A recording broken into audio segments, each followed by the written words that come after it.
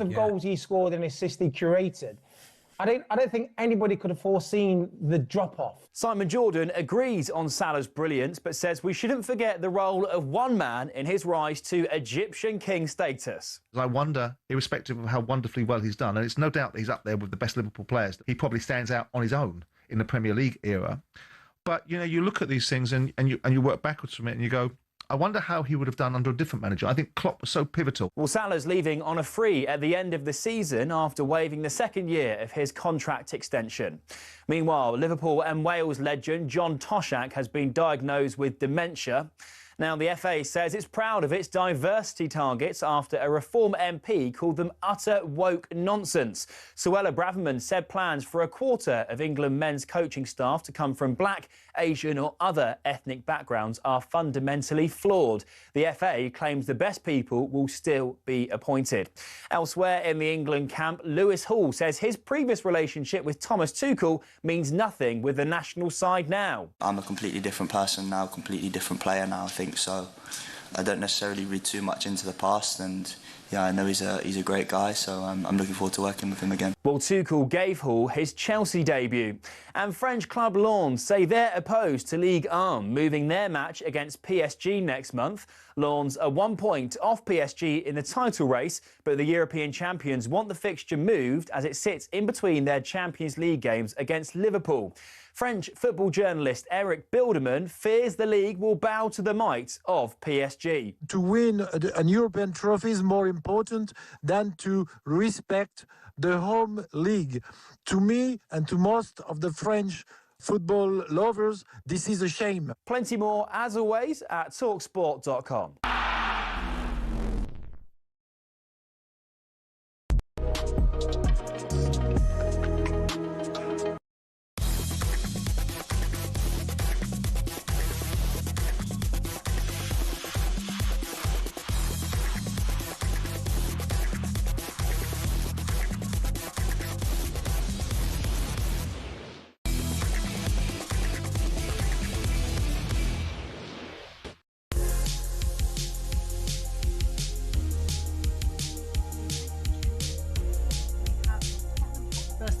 Spurs special coming up for you across the network today. I'm alongside Jack Pittbrook, correspondent at The Athletic, who I was going to say has the pleasure of covering Spurs every single week. Is it a pleasure? It's interesting. It's always interesting. It's been especially interesting this season. The weird thing is, Resh, after last season where they won the Europa League and finished 17th in the Premier League, I said, well, that was exhausting, but it will never be like that again. There is no way they can ever have a season like that again. And obviously this season, they've sacked Daniel Levy, sacked Thomas Frank, taken on new manager Igor Tudor, had their worst Premier League season, I think, well, in a lifetime for lots of fans. And they're in a situation that nobody ever thought that they would find themselves in. So it's just, you know, the fun never stops, I suppose, at Tottenham Hotspur. Yeah, I think that's one way of putting it, isn't it? The fun never stops. As I say, Tottenham Hotspur special, we've got yourself alongside me until 10 o'clock. We've got Brad Friedel as well joining us later on as well, former Spurs goalkeeper, so I'm sure he'll be able to shed a lot of light into what has been going on. I just want to ask, after the defeat against Nottingham Forest, which was obviously billed as the massive 6-pointer, winner takes all, whoever wins this is probably going to stay up, and at the moment it looks like it's probably going to be Nottingham Forest and not Tottenham Hotspur. So, okay, we've still got 7 games to go, but that's how it looks at the moment. What do you know about the future of Igor Tudor? I mean, obviously there's the awful news about his father passing away, which is why he didn't do his post-match duties, but is there any indication that there could be a change again at Tottenham? To be honest, not a lot at the moment. I think it's all been very quiet so far. Obviously, the big, you know, on a human level, the number one concern is for Igor Tudor's family. He had this tragic news on Sunday. He's been back in Croatia for his father's funeral. I don't know what is going to happen for the next. I don't know who's going to be Tottenham manager for the next game, which is against Sunderland on the 12th of April. Tottenham do have a lot of time. They had a 3-week gap between the Forest game and the Sunderland game. I would be shocked if they're not thinking internally about what the best plan is from here. Is it worth rolling the dice again, just like they did after that Newcastle United defeat in February, after which they dismissed Thomas Frank and brought in Igor Tudor. But, it's a difficult time to appoint a manager. It was a bad enough time to appoint a manager in February. It's an even harder time to appoint a manager now. It's a big risk for anybody who takes over, given what might happen in May. So I don't know, Rash. Spurs have this record of changing really important things and making big decisions during international breaks, which we were talking about just before we were coming in, weren't we? Yeah. So, Mauricio Pochettino got sacked in the November international break in 2019. Antonio Conte got sacked in the March international break 3 years ago. I think it was 3 years ago last week. Daniel Levy, of course, got sacked in the September international break at the start of this season, which feels like a very long time ago now. So, yeah, there's always... I think it's not just a Tottenham thing. I think all clubs like to use these windows to, take a deep breath and have a think about what are we going to do next? What are we going to try next? But I think given that Tottenham have got all this time now, I suspect that they might well think, actually, Tudor, he's tried really hard, but they've taken 1 point from 5 league games. He was brought in to try and rescue the Premier League form or the Premier League record. So far, that is not really happening, as good as that draw at Liverpool was. And maybe in the hands of a different manager, there might be a better chance of moving back up the table. What was your feeling when you would walk into press conferences and see Igor Tudor? I know when he walked in his first press conference, he made a point of shaking hands with every single person in the room. And then there was that famous press conference, in a very short space of time, but there was a famous one where he was, coming out with a few expletives, but really coming out fighting about how nobody wants to be a victim. They've got to, stand up and be counted. What did you feel about him, just seeing him in his, I suppose a press conference isn't really a natural state, but just seeing him chatting and talking? What did you think? I liked him. I thought he's got a lot of charisma. He's not he's not as good in, English is his third language. I don't believe he's never worked in England before. I think maybe it's not always as easy for him to express himself as as other Tottenham managers in the past. But he's got a lot of passion. He's got a lot of personality. He's not afraid to come in and say how bad things are, how bad the performances are, how bad things are behind the scenes. So I think there's a degree of honesty which chimed with people. And he's a big charismatic, authentic guy. And I think the sad thing, I think fans were starting to warm to him. Right up until that Forest game was basically like the best week that Tottenham had in ages. Yeah. That the 1-1 draw at Liverpool was the best they played in the Premier League this year. Clearly, the 3-2 win against Atletico in the second leg. Sure, they still went out the Champions League, but they played really well in that game. They created chances against a good team, and there was quite a lot of optimism going into Sunday, and that I think is what made it so painful that they, it just collapsed on the pitch again, and they lose 3-0 to one of their relegation rivals, and then all of a sudden, whatever kind of green shoots of optimism there were last week have all kind of blown away. Yeah, and this is the thing, isn't it? Because it was starting to get positive, I think, from, as you mentioned, from the draw against Liverpool, and then, of course, the victory over Atletico. I was there as well, and it. And I remember, visibly looking at the players after the game, and they were absolutely, distraught that they were going out of the Champions League because they had put in a great performance and they had been putting good performances into the Champions League as well.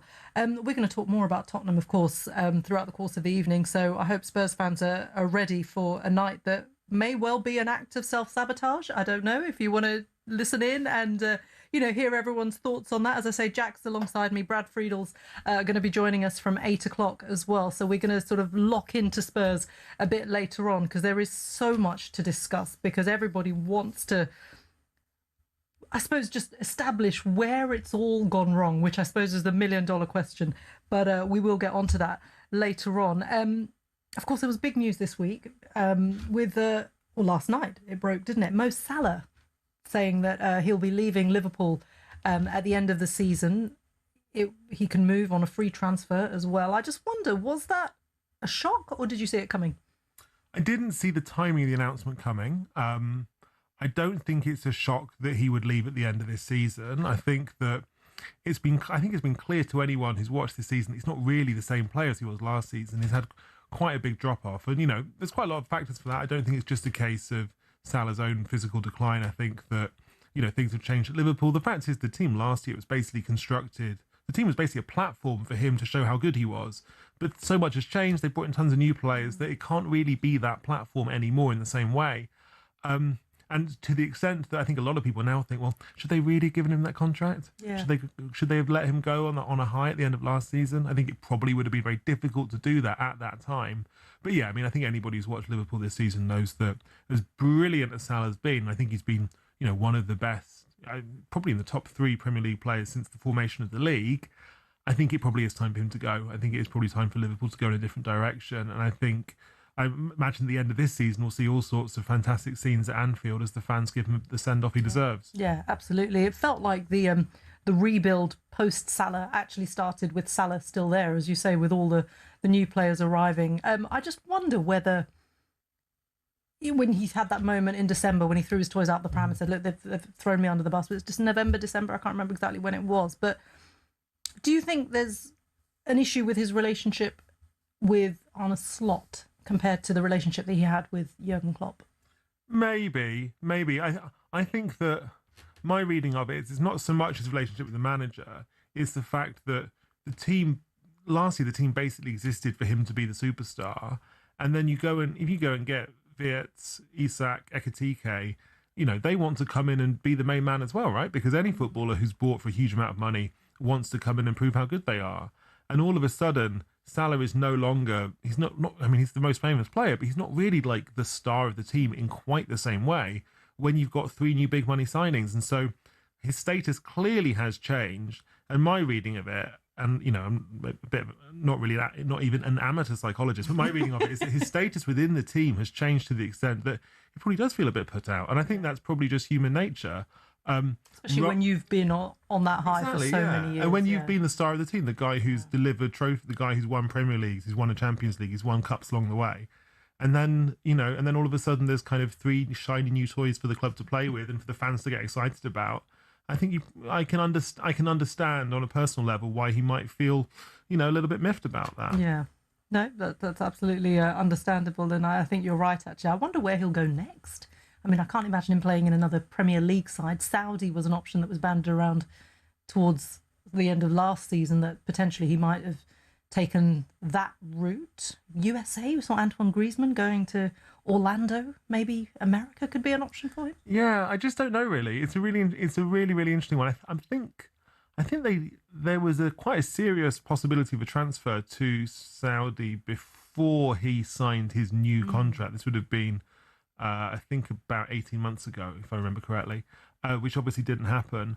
I don't know whether that would still be the market for him. I mean, he's such a marketable player. Like, he's not just one of the best players of the last 15 years, but he's such a kind of, unique, distinctive guy. He plays with so much personality. He's adored by millions and millions of fans around the world, that I think it will be a really, be a huge choice for him, a huge commercial thing. And ultimately, the fact is that, whether you look at Ronaldo going to Saudi or Messi going to MLS, like, top players at that stage of their career are so conscious of their legacy and, commercial opportunities and who are the fan bases that mean the most to them, that I'm sure will have tons of offers, and I'm sure will put a huge amount of thought into it. Yeah, absolutely. I think he was quite a unifier as well in terms of communities as well. There was an interesting stat. I've got to find it actually, and I'll read it out. But something that was posted on social media about how he, I guess, unified communities, how anti-hate crime went down in certain areas when he was,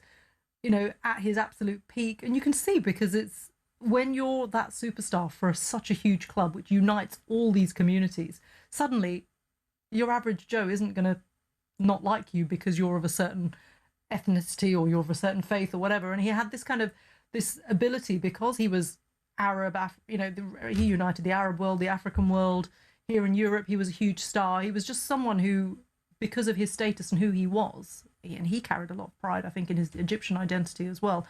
And, and clearly this always irked with him as well, the fact that he hadn't managed to kind of achieve on the international stage as he had on the domestic platform. But I certainly think he was, absolutely huge. Yeah, this is the stat, actually. So it's according to a 2021 study, and this was in the American Political Science Review, Salah's transfer to Liverpool led to a 16% reduction in hate crimes in the city, as well as reducing Islamophobic rhetoric online by Liverpool fans as well. I mean, that is quite astonishing for one single figure to be able to do that. It really is. I don't think we can underestimate the significance of having, one of the best players of his generation, one of the biggest names in the Premier League, the best player on like a great Liverpool dynasty being Muslim. Like that's a significant moment. Like I don't think that has ever been the case in English football before. Like there've been fantastic Muslim players like Yaya Toure, but for Salah to be,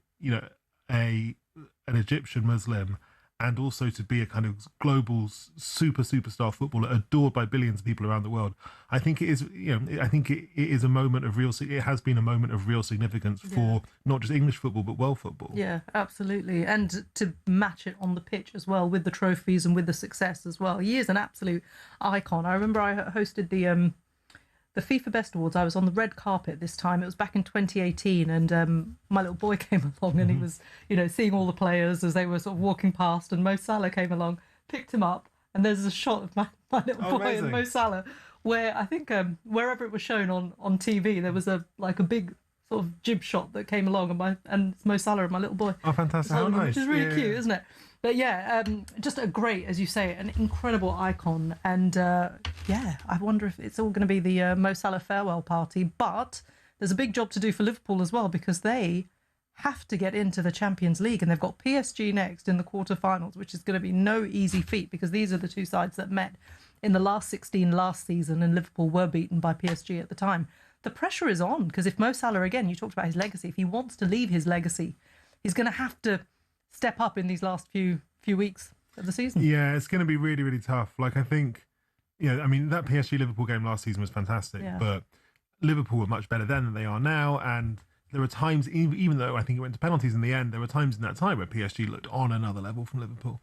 And I think what we saw, certainly what we saw from PSG against Chelsea is that maybe they're getting back to that top level, and if they are, I worry that they could do real damage to Liverpool, just because Liverpool have not been themselves for quite a while. So I think that's going to be tough. I wonder whether if Salah's going to have the kind of glorious farewell to Liverpool, maybe the FA Cup would be a better route. They've got a difficult quarterfinal against Manchester City, but maybe if they lift the FA Cup at Wembley in May, that would be the perfect farewell. Yeah. Indeed, you feel like he needs to cap off this whole era with something, don't you? Hope you're having a good evening, everybody. You are listening to Kick Off on talkSPORT with Ladbrokes, 18+, gambleaware.org. As I say, this is a Spurs special. We're going to be talking more Spurs and go really deep dive from 8 o'clock onwards. Jack, myself and Brad Friedel. Coming up next, though, we're going to be looking ahead to Old Trafford, because Manchester United are up against Bayern Munich in the Women's Champions League.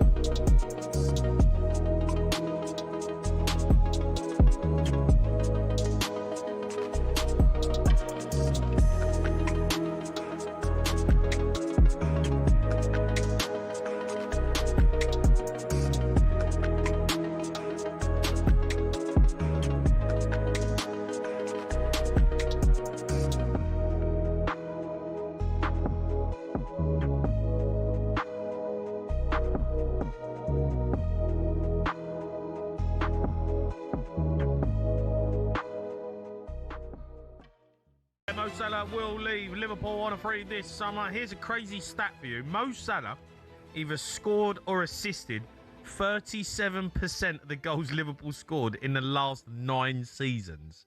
Yeah, he's, and I think it was Hugh Wisencroft that said there that the awakening of Liverpool was down to Klopp and Salah. Those two worked in such sync. Klopp made Salah the player that he is, or allowed him to be the player that he is. Yeah. And I'm looking at someone in North London who, I'm not comparing Saka to Salah, but if you put that Saka into a Klopp's team, you would see. So Salah's got more goals and assists than Saka. What you're saying is Arteta's holding back Saka? Oh, 100%. Liverpool fans, Arsenal fans know that. 100%. That's not up for debate, is it? I'm not opening up a debate here. I'm just stating the fact that Mo Salah's got more goals and assists this season in all comps than Saka. Mm. Now, if Klopp had Saka at the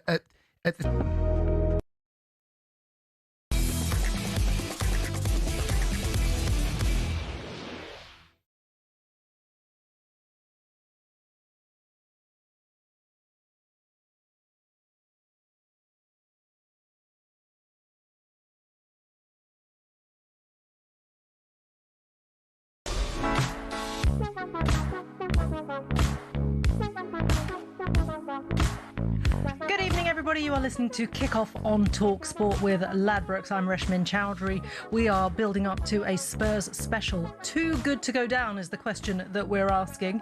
It's also going to be converted into a podcast if you want to listen later on as well. So Spurs fans, tune in. I don't know if you want to ruin your evening or if you really want to learn a bit more about the club and what the future might hold, and particularly the immediate future of the next 7 games. I'm alongside Jack Pitt-Brooke, correspondent at The Athletic, who covers Spurs and England. Brad Friedel is going to join us later on. But right now, we're going to get an odds update with Ladbrokes. Odds update on talkSPORT with Ladbrokes. Get a free bet every week of the season and a big boost every day. That's Ladisfaction. Minimum £5 bet. Conditions apply. 18 plus gambleaware.org. Chris Wood joins us from Ladbroke. Chris, how are you doing? Yeah, not too bad. Hi, Reshmin. Hi, Jack. Hi, how you doing? Yeah, good. Good to have you on. Look, we're talking Spurs. I'm a self-confessed Spurs fan, so it's going to be a difficult evening, but we're talking Spurs from 8 o'clock. And I've got to ask you now about the relegation odds. Look, what are they saying? How bad is it? Look, it's bad.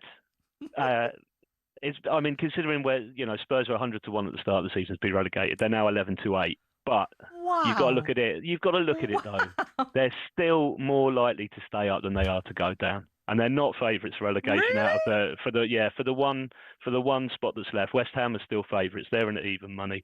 Spurs are 11 to 8, Forest are 5 to 1, and Leeds are 6 to 1. So obviously there's a fair chance they go down, but you've got to, it's not a coin flip. You've got more probability staying up than you have going down. Is that just because of the margin I think it's 1 point margin that Tottenham have over West Ham at the moment? Is it just because of that, or do you think there's other factors at play? Well, I mean, obviously that is still not a 2-horse race as well. So Forest and Leeds. I think Leeds have got a fairly easy run in. I think Forest have still got a few difficult games left to play, and all 4 of these teams are quite bad. They lose a lot, So the variance is quite big. Like if Spurs get a win next week, they're comfortably in the driving seat now against those other teams. Having that point advantage over West Ham just means that we think West Ham are more likely to go down at the current time. It's just at the current time, just because we're Spurs are a point and a place above West Ham at the moment. Yeah. What about with the announcement of Mo Salah announcing that he's leaving Liverpool? Where do you think he could go next? Jack and I were discussing this just before the break, and we were wondering whether Saudi is the destination, because that was already mooted. As Jack was saying, about 18 months ago, or could it be the USA? Where do you think you could see? What are the odds reflected in terms of that? So we went up 5 to 6 to go to the MLS and 5 to 6 to go to Saudi, and a few people jumped on him to go to Saudi Arabia straight away. So they're now 4 to 6. MLS is 6 to 4, but he could still find a place around Europe. So to sign for any Italian clubs 12 to 1, any French clubs 10 to 1. Any Spanish club 16 to 1, any German club is 20 to 1, and we will lay others on request as well. But I think Saudi is the most likely destination. Although I think the gloss has gone off Saudi a little bit. They don't seem to be linked with so many high-profile players, and Griezmann just going to MLS as well is quite interesting. Yeah. Yeah. Okay, interesting. And let's talk about some internationals, because Wales, Northern Ireland and the Republic of Ireland are all in World Cup qualifying playoffs tomorrow night. What are the odds reflecting in terms of who you think is more likely to qualify? Well, so it's bad news for the majority of the sort of closer to home sides. Like Czech Republic are definitely favourites to go through against Ireland with that home advantage. Czech Republic just a shade of odds on at 19 to 20 to win in 90 minutes, that is, and Ireland are 14 to 5. I think it'll be quite a tight game. I think Czechs to win by exactly 1 goal at 5 to 2 is probably fair enough. There'll be a lot of focus on Troy Parrott for the Irish. He's 11 to 2 to score the first goal and 9 to 4 to score any time. And Patrick Schick up front for the Czechs. We know that he's a fantastic player. Been around for a while now. He's 19 to 5 to score the first goal, 29 to 20 to score any time. Italy are even shorter against Northern Ireland. It really is going to take a lot for Northern Ireland to get a result there. Italy are 1-10 to qualify, Northern Ireland are 5-1. Italy are 2-7 to win in 90 minutes, and Northern Ireland are 10-1. I think there's possibly a bit. I think it'll be quite a cautious game on both sides. Italy to win 1-0, 2-0, or 3-0 is 5-4, or by exactly one goal is 13-5. Northern Ireland to win at any time is 16-5, and I think DiMarco, who plays a little bit further forward for Italy, he'll be further forward on the left than he does for his club. He's 16-1 to score the first goal, or 13-2 to score any time. I think that's probably a shade of value. With the Wales game, this is the good news for the home nation. Wales are definitely favourites for this one. They're 4-5 to win in 90 minutes, 5-2 for the draw, and Bosnia are 16-5, just a shade bigger than 3-1. Wales are 4-11 to qualify. Bosnia 15-8, and Harry Wilson's the man of the moment. He's 4-1 to score the first goal and 8-5 to score any time. And yeah, that's pretty much it. I'll be on again tomorrow night to go into those in a bit more detail if you're about. So yeah. Yeah, fantastic. Yeah, any more detail would be great. No. Chris, great to talk to you. Thank you very much. That was a look at the latest odds with Ladbrokes at 18+ at gambleaware.org. Now, the big preview on talkSPORT with Ladbrokes. Ever dreamt of playing at Anfield? Place a £5 bet builder at selected odds on the Ladbrokes app, and you just might. 25+. Terms and conditions apply. Gambleaware.org. Okay, we've got action in the Women's Champions League this evening for another night. Manchester United are in the quarterfinals for the very first time in their history. They do have a really tough test, though. They're up against German giants at Bayern Munich. And watching the first leg at Old Trafford for us is Natalie Pike. Natalie, how are you?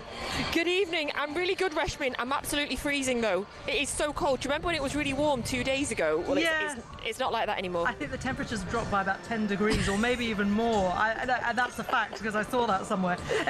Look, it's really interesting that Manchester United are in this incredible position. I remember when they were first formed. I remember them Spurs were kind of, in the Women's League, were in the kind of a similar trajectory. And the fact that Manchester United are up there, challenging the top three, if you like, in the WSL, challenging the likes of Chelsea, Arsenal and Manchester City, is what a feather in their cap. And to be in the first quarterfinals of the Champions League in their history is just on another level. It's probably what Manchester United fans have been dreaming of since the day that this club was formed, and now look at it. Yeah, absolutely. And given the result they had in the previous round as well, I mean, that was a statement win, 5-0 against Atletico Madrid over the two legs, I think is really them putting down a marker saying we deserve to be here, we're ready to be here. But having said that, you're right about Bayern Munich. They are Goliaths in this competition, in terms of the history as well that they've got, in terms of the competitiveness, the momentum they're coming into this game, unbeaten in 22 matches. They're 11 points clear at the top of the Frauen Bundesliga.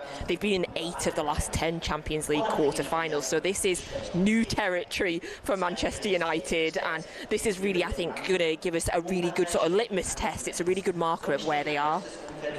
Hi, Natalie. How do you think the Man United players will deal with just the pressure of the occasion of playing what's probably the biggest game in their history, and just how do you have a sense of whether they will feel kind of at home rather than cowed on such a big stage? Yeah, no, I mean, obviously they've played here at Old Trafford, quite a lot now. It's become a regular thing for them. So I think coming here now feels comfortable for them. They've got an incredible home record this season, obviously at Leeds Sports Village, and coming here as well. And, it's a huge week for them. They've got a second game here on Saturday in the Manchester Derby as well. Of course, they're going to be wanting to take something off Manchester City to try and stop them from winning the league as well later on in the season.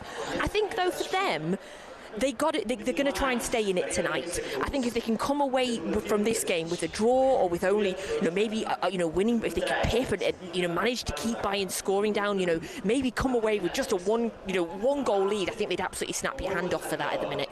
Yeah, I completely agree with you, actually. I think it's an incredible time for this club as well, and hopefully the players will just rise to the occasion. Now, is there a team news to bring us? Yes, absolutely. I've got team news for you. So there's 2 changes for United after the weekend's WSL win. Interestingly, Hinata Maezawa returned straight into the 11. Obviously, she's been away with Japan at the Asian Cup, in which Japan won that. The final was only on Saturday, so she's back. She's straight into the 11 today. They've also made a change up top that's interesting as well. So Elizabeth Turlin drops to the bench, bench. Starting is Leah Schuler. Now, Leah Schuler only signed for Manchester United from Bayern Munich in January, so that's going to be a really interesting one. And of course, for all the Lioness fans out there as well, Georgia Stanway starts in midfield for Bayern Munich. Fantastic. It looks like they're basically delving into the insider knowledge through Leah, so that'll be interesting to see how it goes. Natalie, thank you very much. We're going to join you later on and get some updates throughout the show. As I say, we're going to build up to Tottenham Hotspur. We've got a big special coming up for you, myself, Jack and Brad Friedel. But for now, stay with us, because after the break we're discussing Wales.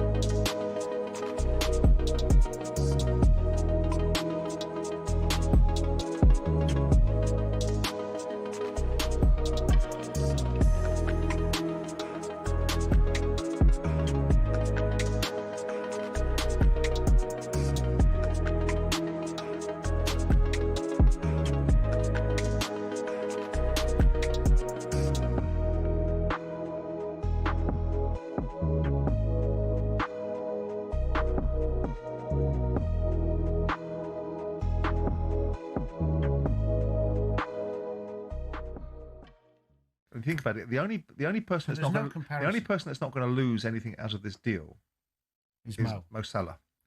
And when he signed a 2-year contract and got himself a new contract and got himself the highest paid and one of the highest paid players in the Premier League, it was because Liverpool managed to achieve, or probably on his behalf, a 2-year deal that they didn't particularly want. I think they wanted a 1-year deal. And when we heard Virgil van Dijk, the caller was talking about the commentary of Virgil van Dijk and Mo Salah, what we heard was a load of old rubbish from Virgil van Dijk and Mo Salah about how they'd heard nothing from the club, no one had spoken to them, no one had given them any indications, all that nonsense, because clearly agents would have been speaking to the club. What they hadn't heard at that time is, yes, you can have precisely what you want. That's what they hadn't heard at that particular time. So when we use that as part of the architecture of a conversation to justify people's behaviour... No, I think you're right there. I don't think they did come out and say, I'm staying. They didn't. He's got it wrong. They actually did play the game. Of course they did. So in this instance, when you look at Mo Salah has orchestrated a circumstance where he engineered a contract as a result of his previous worth, that Liverpool gave him enormous amounts of money. He hasn't turned up until his outburst.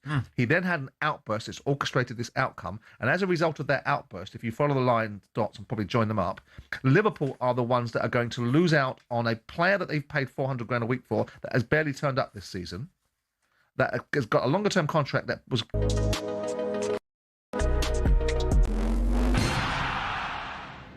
Cricket balls are red, baseballs are white, American footballs are brown, and tennis balls are yellow.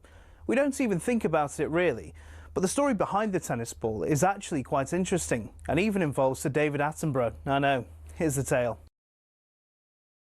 Tennis has its roots in 12th century France, when people used to make balls from all sorts. Cork, wool, chalk, animal fur and even human hair. Uniformity was found centuries later when people started making balls out of something called vulcanized rubber, invented in the US. But the balls kept on breaking, so a British lawyer, who also loved tennis, suggested they put a flannel covering on the outside, and thus the tennis ball as we know it was born. One problem, it was either white or black. And when the controller of BBC Two, Sir David Attenborough, decided Wimbledon would be shown in colour on the BBC in 1967, no one could actually see the balls on telly. So the International Tennis Federation went away and created a new colour called Optic Yellow, which would show up without the need for a 4K LED display. Not that anyone had that in the 1960s, of course. Since then, all tennis balls have been covered in that material and have their trademark colour for that exact reason. Amateur tennis players and dogs worldwide are forever grateful. You could say the ITF aced it.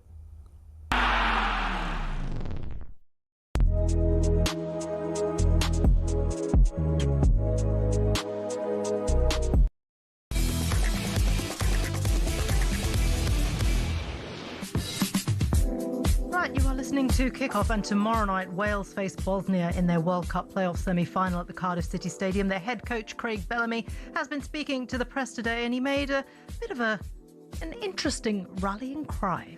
What do you think's happening tomorrow? We're going all out. Guys, we're going all out. We ain't sitting back. Now, you might look at me after the game. Maybe I need to change. Then we'll deal with that question then.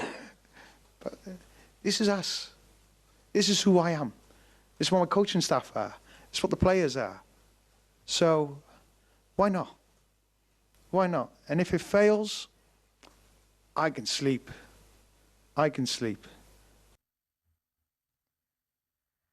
Well, that was Craig Bellamy, and I've got Jack Prittbrook alongside me, but we've now got talkSPORT's Wales correspondent Lawrence Mora to join us.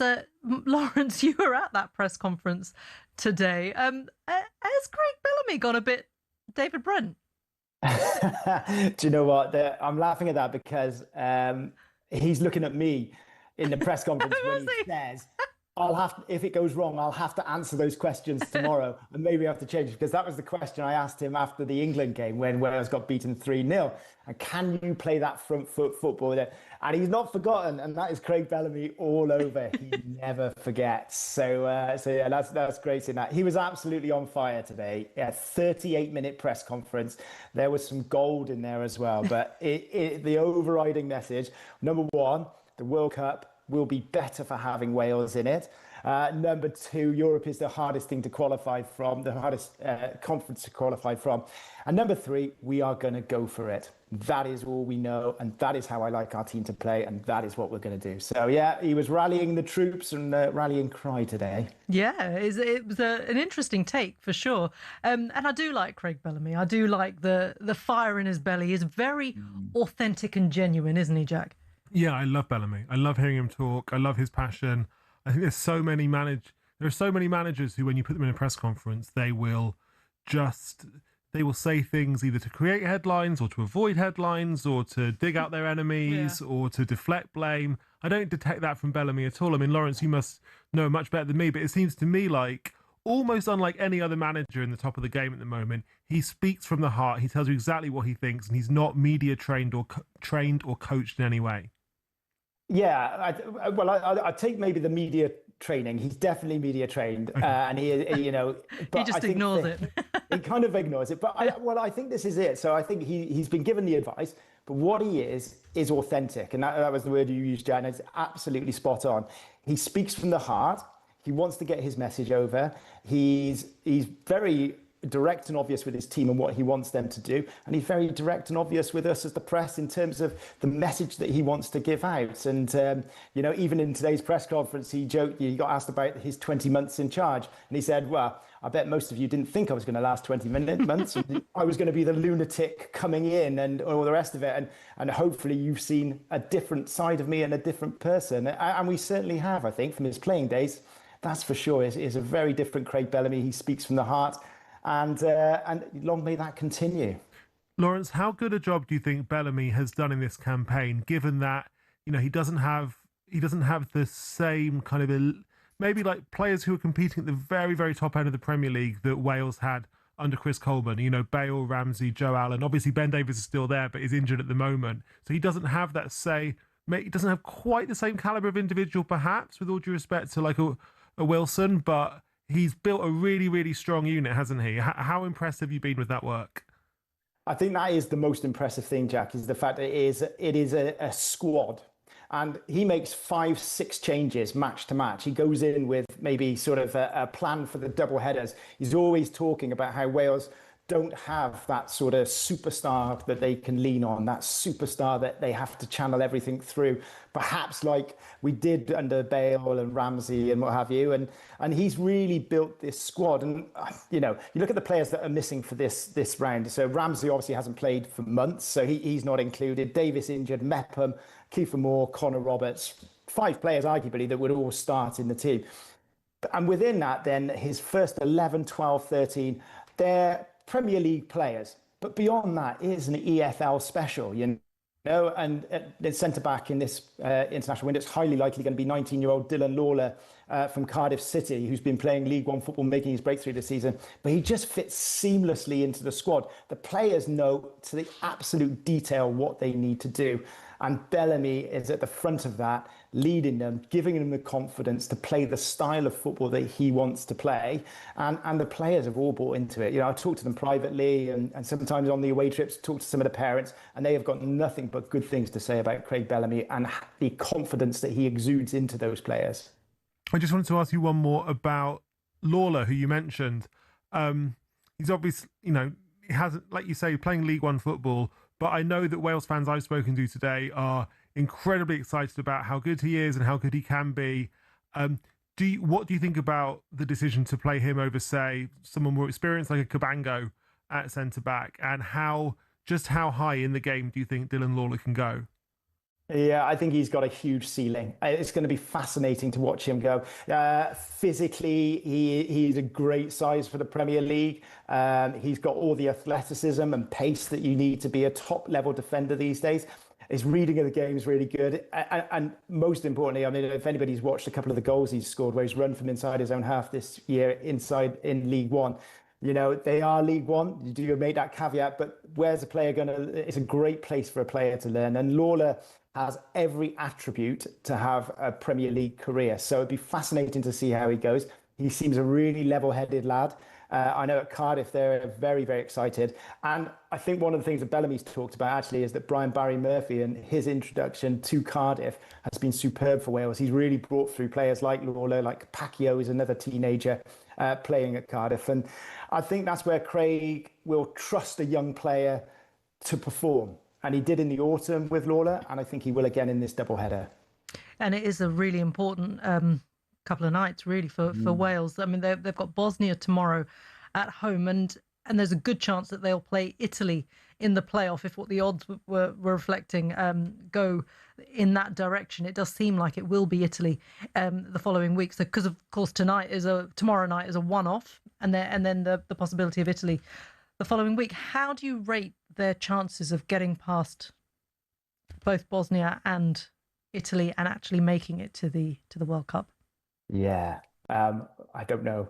You don't want to say, do you? Because you're too scared. So is it head and heart time? Yeah, do I have to be professional exactly. Don't worry, yeah, we all go there as well. so I think, look, I think Bosnia. I think there'd be a major disappointment if we didn't beat Bosnia tomorrow. They're a very good side. They came within 13 minutes of qualifying automatically from their group above Austria. So they are absolutely a strong outfit who are impressive. Dzeko still going at 40 years old up front for them. But they're very, very canny side. So it's going to be a tough evening. But I would think that with the pace, the power that Wales have, Harry Wilson in the form that he is, 20 goal involvements in Wales' last 20 goals. Sorry, 17 goal involvements in Wales' last 20 goals, which is an incredible run of form. If he can be firing and Wales can get that crowd behind them, home advantage, I think we'll see them home. And then against Italy, potentially, apologies to Northern Ireland. Go on, say it, Lawrence, say it. You can do it. I think Craig Bellamy can out-coach Gattuso. Whether Gattuso has the players on the night that can produce to beat Wales, I think Wales will still have a mountain to climb, but I think Bellamy can out-coach Gattuso. I just wonder that, I feel like there's so much pressure on Italy to actually go through. I mean, exactly. Italian football has just gone down this awful kind of downward trajectory in the last few tournaments. So many, not making tournaments, and look at where they are in Europe as well. All the Italian teams going out at such an early stage in the Champions League as well. I just feel that the pressure will be on them, and actually Wales, if they can get that team spirit that Bellamy's building, I wonder if they actually have quite a good chance of having that advantage at home. I think it's the pace that Wales play at. Bellamy has this 3-second rule, right? So the ball goes out of play, he wants to back in 3 seconds, back in play. It's the sheer pace and intensity that he plays at. A couple of stats that he dropped today. Wales now top in Europe of winning the ball back within 5 seconds. This is all the type of stats that Bellamy comes out with, right? Yeah. It's a great stat. And top in Europe in international teams of winning the ball back in the top third of the pitch. If they can play with that intensity, if they can put Italy on the back foot and put them under that pressure, if they can manage to win that battle, then I think they could be onto some gold in terms of the final. But look, let's get Bosnia out of the way first. Let's make sure all our fingernails have grown back by the time that potentially take on Italy. And like I said last night, Gattuso and Bellamy on the touchline. Oh, it's going to be fiery. Everybody wants to see that. Yeah, it's going to be good. Lawrence, thank you for joining us. As always, we'll speak to you tomorrow night. I think the tension might be a little bit different then. Thank you very much, everyone. Hope you're enjoying your evening. This is Kickoff on talkSPORT. I'm Reshmin Chowdhury. I'm alongside the Athletic's Jack Pitt-Brooke. And at 8 p.m, we're going to be joined by Brad Friedel for a real deep dive into the situation that Tottenham find themselves in at this moment. Coming up next, though, we're going to look ahead to England ahead of their friendly against Uruguay on Friday night.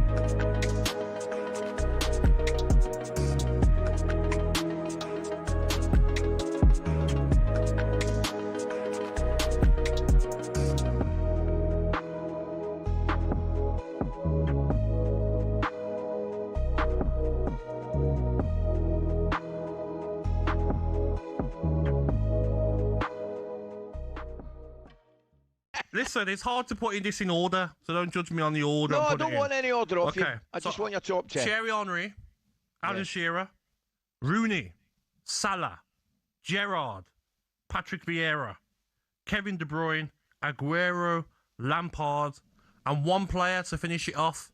Yes, didn't win anything at this club, but when he was at his best that season for Spurs, Gareth Bale. He was unbelievable. Yeah. Right, now Go on, dig me out then. Go on. Well, no, the obvious thing to do, two names that spring to mind, would hit you with them. But unlike most people, I'm going to commend you and say yes, with the vast majority of them. I mean, it's impossible to put... Do you know something? What I would say to you is this. I don't think anybody would have any arguments probably with 7 of your 10. Yeah. You might have one or two that your own favourites, like you say, you enjoy watching, and they're special to you.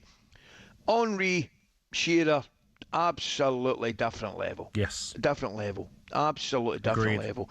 And you've obviously, after that, you've got Rooney, Salah, Gerrard, for me as well, would come into the equation. Lampard's absolutely in the equation. The two that I would maybe look at and say consider themselves slightly unlucky, I don't see Harry Kane, I don't see Ryan Giggs. Yep. Have you've not got Roy Keane in it, have you? No. You know, so there's maybe 3 that would that would certainly be in some people.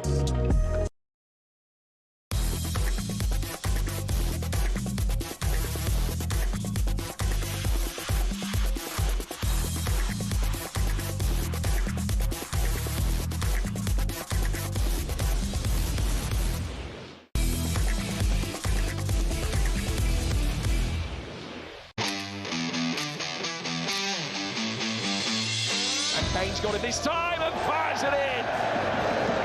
2-0. Job done. We wanted to have some new faces in camp. He's trying to flick it on. Gay, he can. Oh, it's in! Unbelievable! A Jude Bellingham overhead kick. We wanted to also pay tribute to the fact that it's last camp before the World Cup. He comes towards the penalty spot and it's in. It's in from Harry Maguire. He deserved to be back in. He has a super weapon regarding set pieces. He sets it back for Ben White, who strikes it into the corner. It's a thunderbolt from Ben White. Thomas Tuchel's been very persuasive. I quite like him. He says it as it is, and he's giving him another chance. Barnes is onside. Tight angle, Barnes! He can't stop scoring. We played 2 complicated teams, 2 very strong teams. We need everyone fully motivated.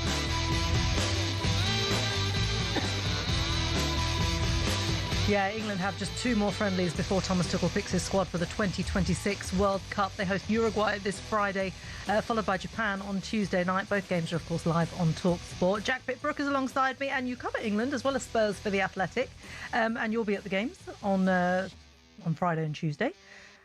Let's talk about this last England cap before the end of the season. Tuchel has picked 35 players in total. 11 of them will join after the Uruguay match. What have you made of that particular strategy? I think it's a really interesting strategy. I think it's the best way for him to look at as many people as possible, while also recognizing that there are some people he doesn't need to look at so much. So he's broken the squad into 2 bits. The squad we have at the moment, these are the guys who are going to compete to play Uruguay on Friday. They're what I call the possibles.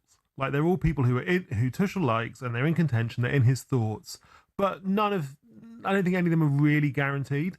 So they're going to be, they're training really hard at St George's Park this week. The best of them, I think, will play against Uruguay on Friday. Some of them will leave, and they'll be replaced by 11 players who you might call the probables. These are players who, unless they're injured, are going to go to the World Cup.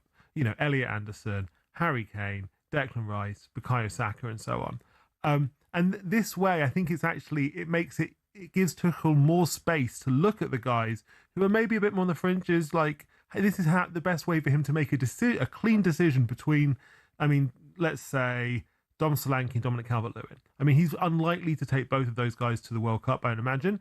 But if he can have them both training at St George's this week, and then maybe start one of them against Uruguay, that's the best way, I think, for Thomas to have a sense of who should be my backup number 9 for the World Cup. So I think it's a clever approach, and it allows him to see in a competitive environment as many players as possible, I think. Yeah, it is definitely interesting, and it's a last chance saloon, isn't it, for so many of these players who want to force their way into this squad. So definitely they get a bit more time probably with Thomas Tuchel as well. There's a lot of discussion about the exclusion of one particular player, and that's Trent Alexander-Arnold, and the late inclusion of Ben White after Jarrell Quanz's injury. We can hear now from Thomas Tuchel, who spoke to our England correspondent Faye Carruthers about the Real Madrid right-back. Have you actually spoken to Trent Alexander-Arnold about it and said, keep getting this consistency? Not yet. You haven't spoken to him at all? Not yet. Okay. How do you think he might feel with that? Does he feel his England career might be over then? I don't know. Well, that's interesting if he doesn't know, because he's the man who chooses the squad. So by that, I think you would assume that Trent can book his summer holiday. I would assume so, yeah. The really strange thing about this is that for years, it's not new that Alexander-Arnold should not be England's first choice right back. Like, he's always had a difficult time trying to get himself into the England team. This was the case under Gareth Southgate as well, remember? Like, Alexander-Arnold's record, he's only played very occasional patches at major tournaments, which is bizarre, right? In the sense that he's 27 years old, he's won so much in his career. But it's the profile, isn't it? Yeah, and the fact is, a few years ago, he was competing with really, really established elite right backs who had done so much in the Premier League and for England. Kieran Trippier, Kyle Walker being the 2 obvious ones. Yeah. They're both retired from international football. Reece James had been basically, I think, been England's first choice right back under Thomas Tuchel. He's injured at the moment. So those 3 guys are kind of off the board, so to speak. So, and the people who are, like, the right backs who are competing to play against Uruguay this week are Jed Spence, who's had, an up and down season, to put it kindly, largely at left back for Tottenham. Tino Livramento, who I think is a really good player, but has been injured at Newcastle this season, and Ben White, who's not played for England since 2022. So it's not like he's competing with, it's not like Thomas Tuchel is picking like absolute world-class superstar right-backs at the moment either. And that, I think, is why I imagine it must be so painful for Alexander-Arnold, because even then, he's still not getting a look in. And when you think of world-class, and I'm not saying that Trent Alexander is world-class, but when you look at his CV and what he's achieved, he is in a better position than the other players that he is now competing with as well. Do you think it's personal? Do you think it's technical? Do you think maybe Tuchel's trying to manage squad dynamics here, maybe? Or is it because he's a different profile player? Sorry to interrupt. More that because he's a forward-thinking right back. Is it that it's hard to accommodate him? I don't know about the squad dynamics part. I think that I think that Alexander-Arnold is such a unique player, right? Like he's not a conventional right back. He's not a normal right back. He's a right back who is one of the best I've ever seen at passing the ball forwards and creating chances, but who is not, his game isn't built on defending in a conventional sense, I think. And Thomas Tuchel knows this. Like the one time that Alexander-Arnold's played for England, which was in June of last year, like when that squad was announced, Thomas Tuchel went kind of out of his way to say that, oh no, Trent's got to know that defending's really important too. So clearly that's very much on his mind. And I just wonder whether, given the uniqueness of what Alexander-Arnold offers, it's probably harder to plug him straight into an England team rather than taking you have to sort of build the team around him. You have to build a team which makes the most of his strengths while also helping to cover up for the things he's less good at, in a way that Jurgen Klopp's Liverpool did so well for years and years, which was a big part of why they managed to win what they won. But I just wonder whether, in the limited time available to an international manager, whether he might think, actually, like, maybe the juice isn't worth the squeeze. Maybe the amount of time taken to recalibrate the whole team to build it around Trent Alexander-Arnold, maybe he just thinks, I don't have time to do that. Maybe it's better if I get a more conventional guy, whether that's James or Livramento or White or Spence or whoever, rather than trying to kind of rebuild a team around one player. Because that is something that Gareth Southgate obviously had 8 years in the England job. He never really successfully did it either. Yeah, as we were saying, it's such a unique profile of a right back as well for what Trent Alexander-Arnold does. And it is a shame, because I think it would be great for us to see actually what he can do. And he could, take on these huge teams in the World Cup as well. So definitely a shame for him that he's not included. Ben White is included. And this one's an interesting one because of the way that he left the England cap during the Qatar World Cup, the rumours of this falling out with the then assistant Steve Holland as well, and how he said out there that, I don't want to play for England again. And there are a lot of people saying, well, this is a guy who has turned his back on his country. He's willingly walked out of the fold for whatever reason that might be. And now he's being welcomed back under a new manager. It jars a little bit when you see players like Trent, who would love to be involved, and then you see Ben White, who actually said, I don't want a part of this, and now he's been allowed back. Yeah, I think it does jar for a lot of fans. It certainly does jar. Like, I know there's a lot of fans who are, who are maybe not happy about this, because it's not just that White left Qatar during the course of the World Cup, but if you remember, a few months before Euro 2024, I think Edu, who was then sporting director of Arsenal, spoke to John McDermott, FA technical director, and Gareth Southgate, and said, "Oh, Ben doesn't want to be considered for England selection." And obviously, White effectively ruled himself out of the Euros last time. I think people felt at that point that he would not play for Gareth Southgate again. That obviously proved to be the case. I know that Tuchel spoke, I think, when he took the job about a year ago, that he's always been a big fan of White, and that White was in his thoughts, and so I think there was always an expectation that at some point White would come back in. But given this really unique kind of, I guess, backstory that White has with the England team, I think there's certainly a lot of people out there who will think, well, what about the guys who really want to play for England, who've always wanted to play for England and always willingly put their hand up? I mean, for all the things that people might say about Alexander-Arnold on the pitch, or we can all have opinions about how he plays. Like, he's always been an incredibly willing player for England, and there's lots of other players out there who have been as well. So, in that sense, I think it is. I was slightly surprised when I saw that his name was called up. At the same time, I think everybody's entitled to a clean slate under the new manager. And he has, it's not just that he's in, it's not just about his form recently, but he has consistently been a really good player for quite a long time, Ben White. And the fact is that England, given that Reece James is injured, England don't actually have a clear backup right back, I think. I think it's a really open competition between Livramento and Spence and the other guys. So it might be that White, if White does really well this week, then it would be a vindication of Thomas Tuchel's unusual squad selection thing, having this big expanded 20, the kind of 26-man possible squad, as I call it.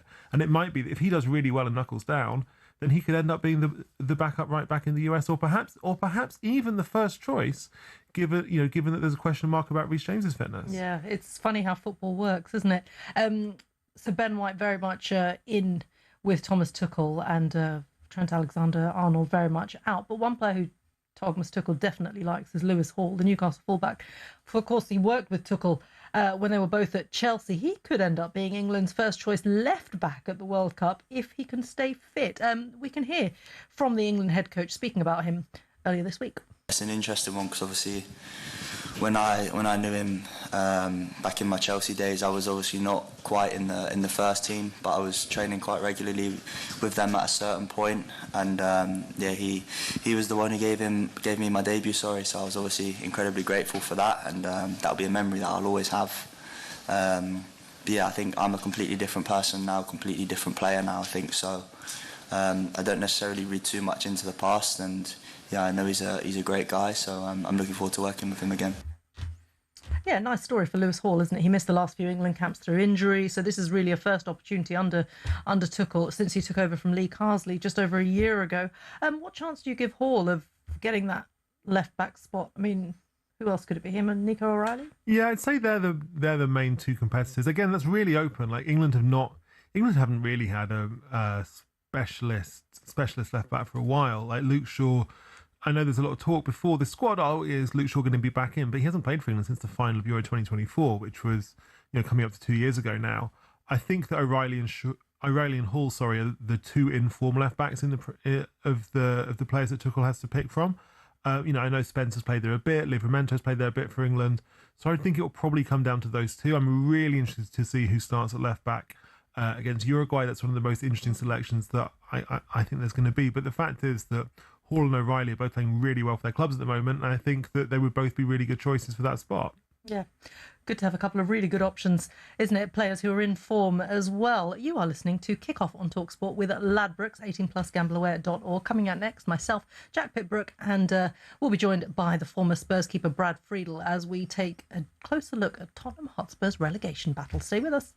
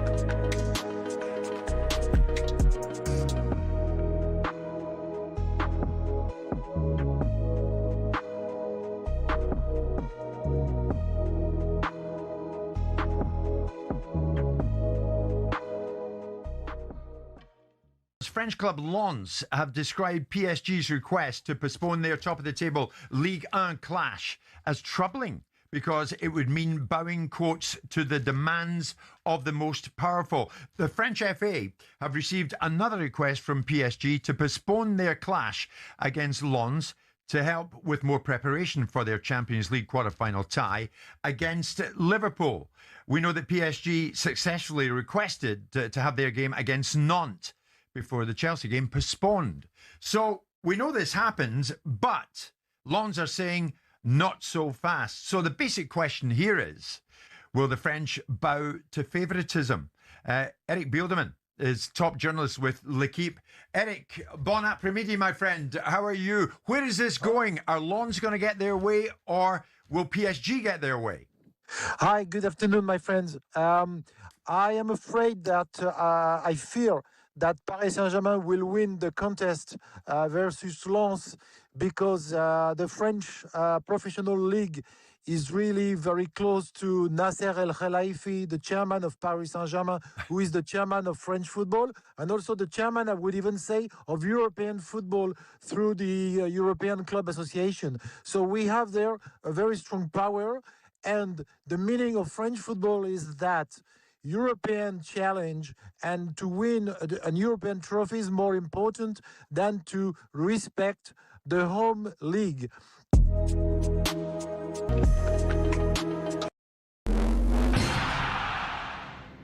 Let's be honest, we've all found ourselves raging at a referee's decision at some stage.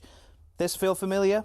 That is an absolutely shocking decision. They've got a case in that it was a bad decision. It's such a poor decision. Yeah, I think he's just made a bad decision in that instance. But what does it take to get to the very top of football refereeing? Every referee starts with their county FA. It's a simple training course and you can take it as soon as you hit your 14th birthday. Once you've done that, you have to go through at least 11 hours of face-to-face training. You'll then graduate as a Level 7 official, which means you can take charge of county-level games. But hold your horses, there's still a long way to go to get to the Premier League. Your next step is to spend a year each at Levels 6, 5 and 4. This covers the top of the amateur game. Only at Level 3 do you start doing Northern Counties or Isthmian League level games, for example.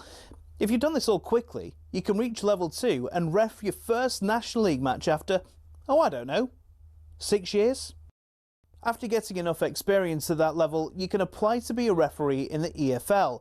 There's an interview, people watching you do games, and then, if the EFL are happy, you'll be granted a Level 1 licence to ref in games in League 2 and above. Now, they don't just say on you go to the Premier League, you have to work your way up through the divisions.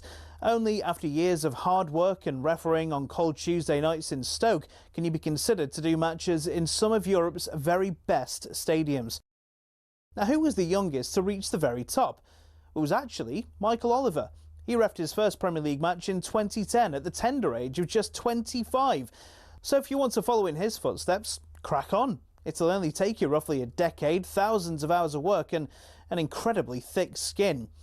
In total, there are 37,000 registered referees across England, but the PGMOL has only deemed 21 good enough for the top flight. That means there's not even a 1 in 1,000 chance you'll even make it in.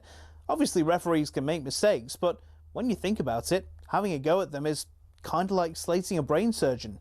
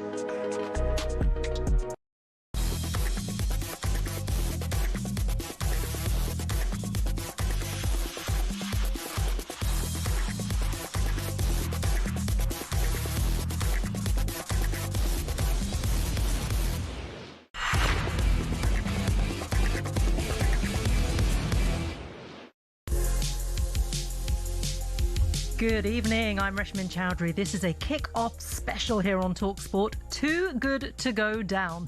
Over the next 2 hours, we'll be taking a deep dive into Tottenham Hotspur's unprecedented season where relegation to the Championship is now a very realistic possibility.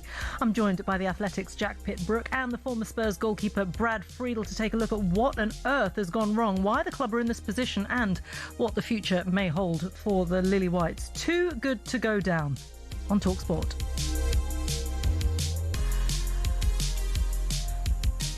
Okay, Jack, let me start with you. It's an awful situation to see Spurs out on the pitch. It's actually an awful experience to watch Tottenham because you feel that they can capitulate at any time, and they have done consistently throughout the course of this season and going back to last season as well. The last of which, of course, just before this international break was against Nottingham Forest, where pre-match fans did so much to create this raucous atmosphere. You had, former players, big sort of former Tottenham names, anybody associated with the club, all over social media, rallying everybody to get together and give these fans this team a hero's welcome before what was billed as a huge six-pointer, a winner-takes-all game against a Nottingham Forest side who are also right in there in this relegation scrap. After all that, Spurs went on to lose 3-0. As soon as that first goal went in just before the break, they absolutely capitulated and could not find a way back. How damaging was that defeat, do you think?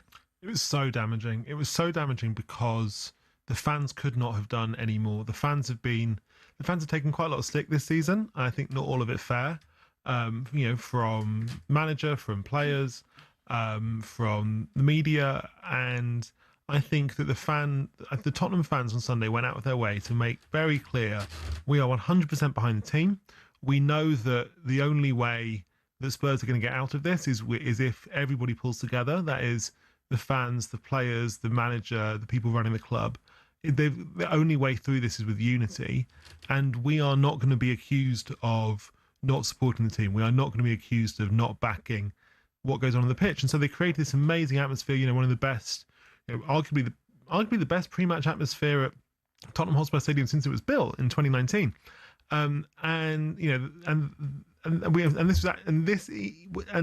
the atmosphere was just a continuation of what we saw in the course of the week with social media, where fans were putting out these statements about how they were always going to stay behind the team and so on. So the fans couldn't have done any more. And to be fair to the players did work really hard in that first half, and they pinned Nottingham Forest back. They got in some good positions. They weren't able to turn any of those good positions into goals. But the problem with this team is that I think they've lost so much confidence that they've forgotten how to win. I think that's very clear. They haven't won a league game since December, but they're so fragile. They're so brittle. And if anything goes against them, then the whole world collapses for them. We saw this in the Atletico Madrid first leg, where all of a sudden they were, 3-4-0 down very early on. We saw it in that Crystal Palace game, where again, they went 1-0 up through Solanke and they were looking good, and then Van der Ven gets sent off, and then all of a sudden they concede 3 goals in 5 minutes. And I think to an extent, it wasn't quite as dramatic as that against Forest, but it was the same principle, right? They started the game really well, they concede that goal just before the break, and then the players don't know how to respond to it in the second half. And so I think that mental fragility, that lack of confidence, if anything takes Tottenham down, I think it will be that. I think it will be the complete collapse in player confidence, because I don't think it's too simplistic to just say they're bad players. They're not bad players. There's a lot of good players in there, but as a collective, I think their heads have gone. And it's almost as if they don't have the tools to recover when things are not going their way, which is a really tough place to be, because you have to be able to find a way, and at the moment they look completely lost, don't they? I'm going to bring in Brad Friedel. Lovely to have you with us, Brad. Hi, Russia. Hey. Look, you've been watching your former side in action.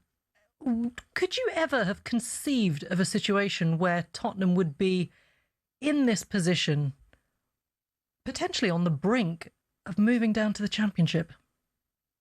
Well, it's funny. So I was at a Blackburn team. I'm sorry to not answer you directly off the bat. I was at a Blackburn team that we were always competing in Europe, or 6 of the 8 season I was there. After I left, I never thought that I'd see Blackburn even headed that way at Villa. But I mean, what an incredible club Villa was. Shortly after I had left there, they characteristically had relegated. Tottenham would be even more remarkable. You're at a club that brings in 560 some odd million in revenue, in one of the best stadiums in global football, one of the greatest training grounds in global football. Some incredible players have played at the club, and recently you've had arguably one of the best 9s ever to play in Harry Kane. You've had Gareth Bale, Luka Modric. Those are 3 world icons in the game. And to see where they're at right now is remarkable. However, now that they are in the relegation fight and now they've started to slip down, I understand a little bit more why they're losing games now than how they got there in the first place. How they got there in the first place, that's the remarkable part for me. Now, signing a player, when you're at a smaller club and you know that you might be fighting against relegation, you sign a certain type of player that can deal with that type of pressure, because the pressure of a relegation battle, as opposed to the pressure of playing in a glamour fixture or at Anfield, that's probably why there's a better performance there. It's completely different.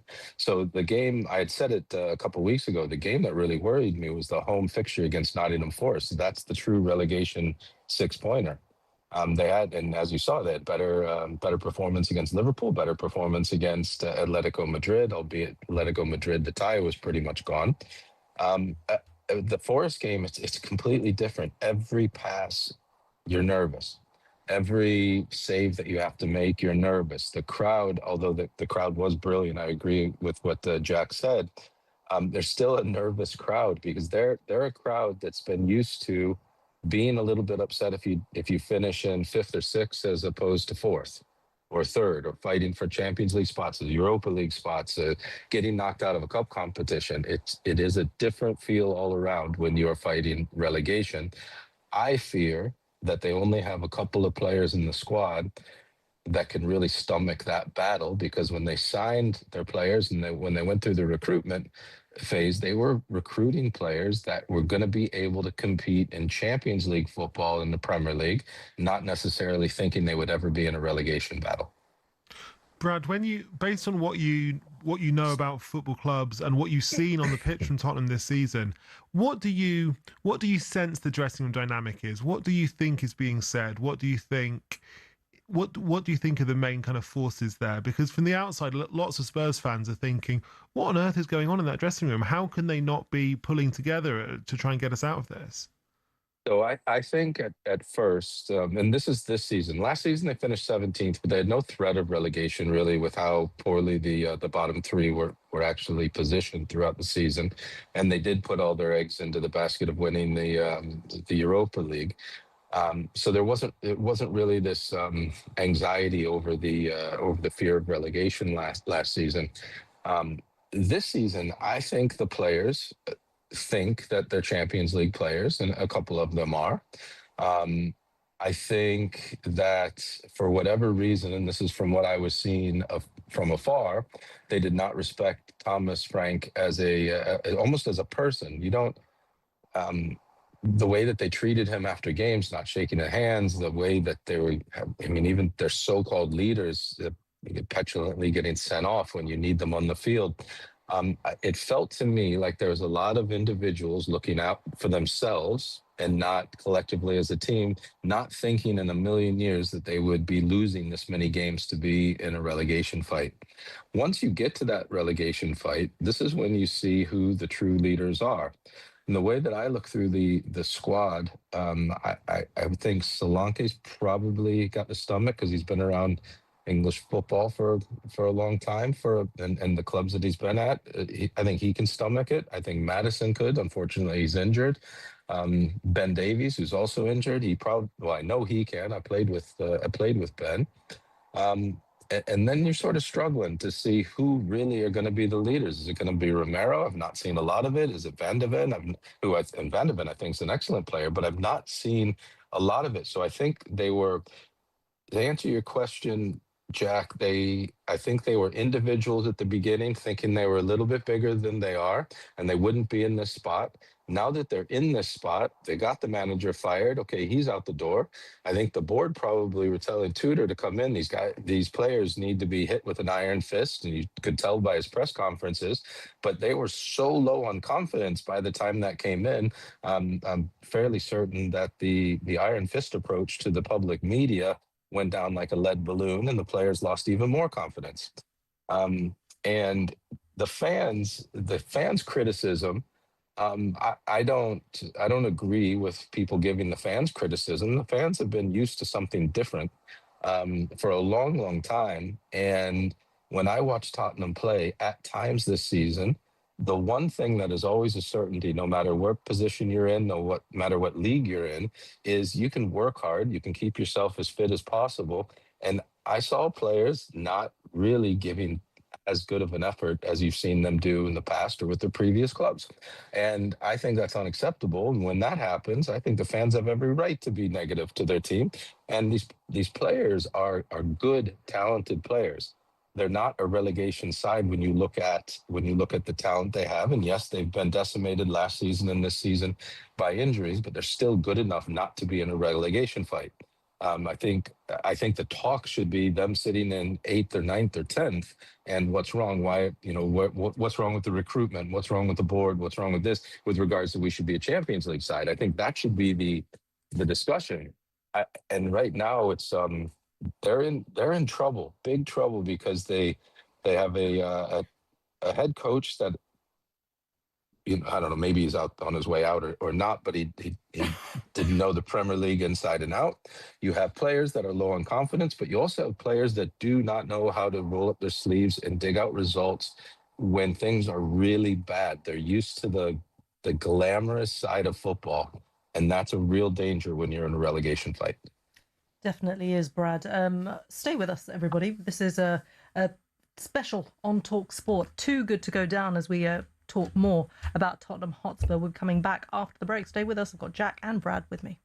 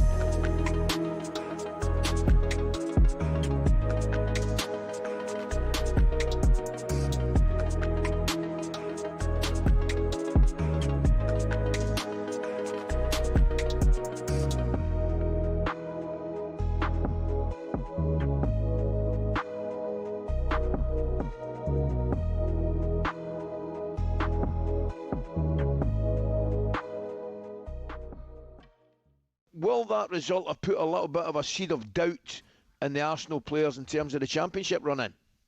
You said will it give a bit of doubt for Arsenal now going into the league? No, I don't think so. I actually think it could work in our favour, because you're seeing the amount of players that are being pulled out of their international teams. Sounds to me like Mikel's going, guys, I'm going to need you fit here. And if you're looking at the players that are not included, they're the players that are pretty much certified to play for their countries anyway. The likes of Gabriel, the likes of... Are you okay with that, though? Players turning down their country? Absolutely fine with it, mate. Right now, put it this way. If you do well for Arsenal, you're guaranteed to play for your nation anyway. So I think the only players that are not going to miss out on the opportunity are those that are on the fringes. But as Savio Ancelotti and Gabriel's not turned up, do you not see that as turning you back on your country? No, because the reality is he knows what's at stake over there. Ancelotti's a winner. We have to start winning. It's actually going to be good for the national team once Arsenal start winning. Does that result, though, on Sunday put doubt in your mind to win the Champions League? Like big one-off game.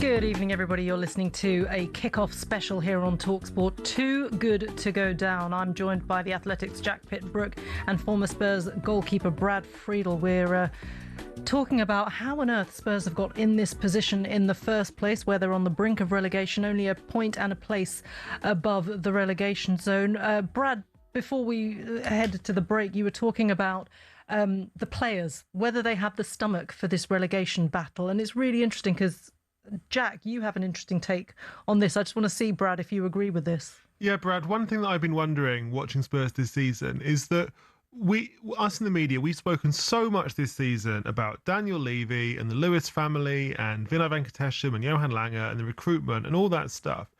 And we've not really spoken about the players. And I just wonder whether the players know that whatever happens on the pitch, ultimately the blame is going to get directed at the club, at the boardroom, at the strategy. And that means that the players themselves will be kind of they'll be hidden from blame, basically. And I just wonder whether the players have kind of, to an extent, sheltered a bit behind that, and whether because they know that it's an excuse, right? Like, however, they can lose as many games as might happen, but ultimately the blame will be directed upstairs rather than on them. When you're relegated, thankfully in my career, it never came close to being relegated. I think you can always only really blame the players. Maybe if a head coach or manager gets it drastically wrong, but essentially, when you go over the white line, the coach isn't out there playing for you. It's up to you as a player to, if you're a leader, then lead the players. If you're an experienced player, help the less experienced player. If you're an older player, help the younger player. If you're a younger player that has a lot of confidence, then you can help the older player that's quiet. You have to come together as a team. Of all the names you mentioned on the board, there's only one that it was an enormous mistake, and I've said this many, many, many times, is to get rid of Daniel Levy. It was not the answer, and I know Daniel was under severe pressure from the fans and from the board, because he was the one that was always the name and the face of it. But Daniel knew how to collectively get a team together that was first and foremost going to get to that 38, 40, 41, 42 point mark and not be relegated. And I'm going back to the time when they first took over the club.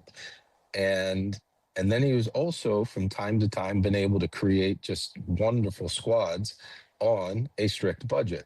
Now, you can argue all day long if you liked the wage control or not. That can be discussed all the time. But one thing that was for sure is Daniel Levy's teams were always going to be safe. He built an incredible stadium for the club, not all on his own, of course, and an incredible training ground. But Daniel was also not the one with the money. Daniel had to go get the money from the Lewis family and the board, or from revenue streams that they created. And Daniel did a very good job of making sure that Tottenham was in a very good fiscal place while also being competitive on the field. Was there a lack of trophies to show for it? Yes, there was.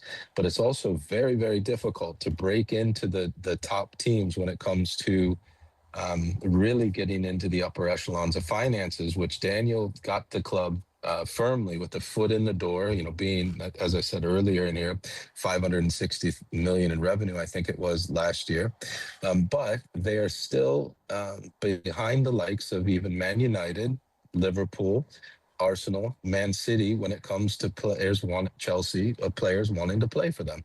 And what ends up happening when the recruitment team goes and tries to sign players, they're going to get in the same sort of negotiations with players that Man City wants, that Liverpool wants. And the players and their representatives will say, well, he'll come to Tottenham if it's for more money. And then you have to think, okay, so now am I only signing a player that is coming here for money?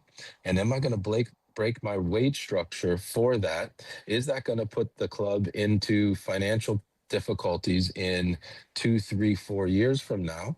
And this is what Daniel was very good at deciding what to do.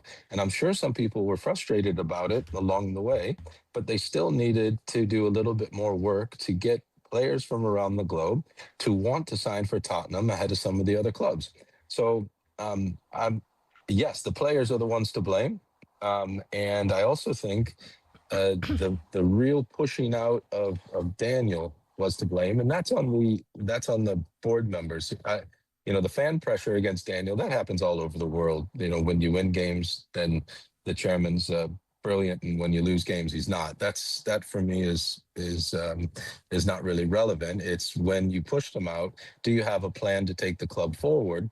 And they come out with a statement about how much money they're going to spend, but then they don't spend any, thinking probably that they could get to the summer window, but here they are now trying to fight off a relegation.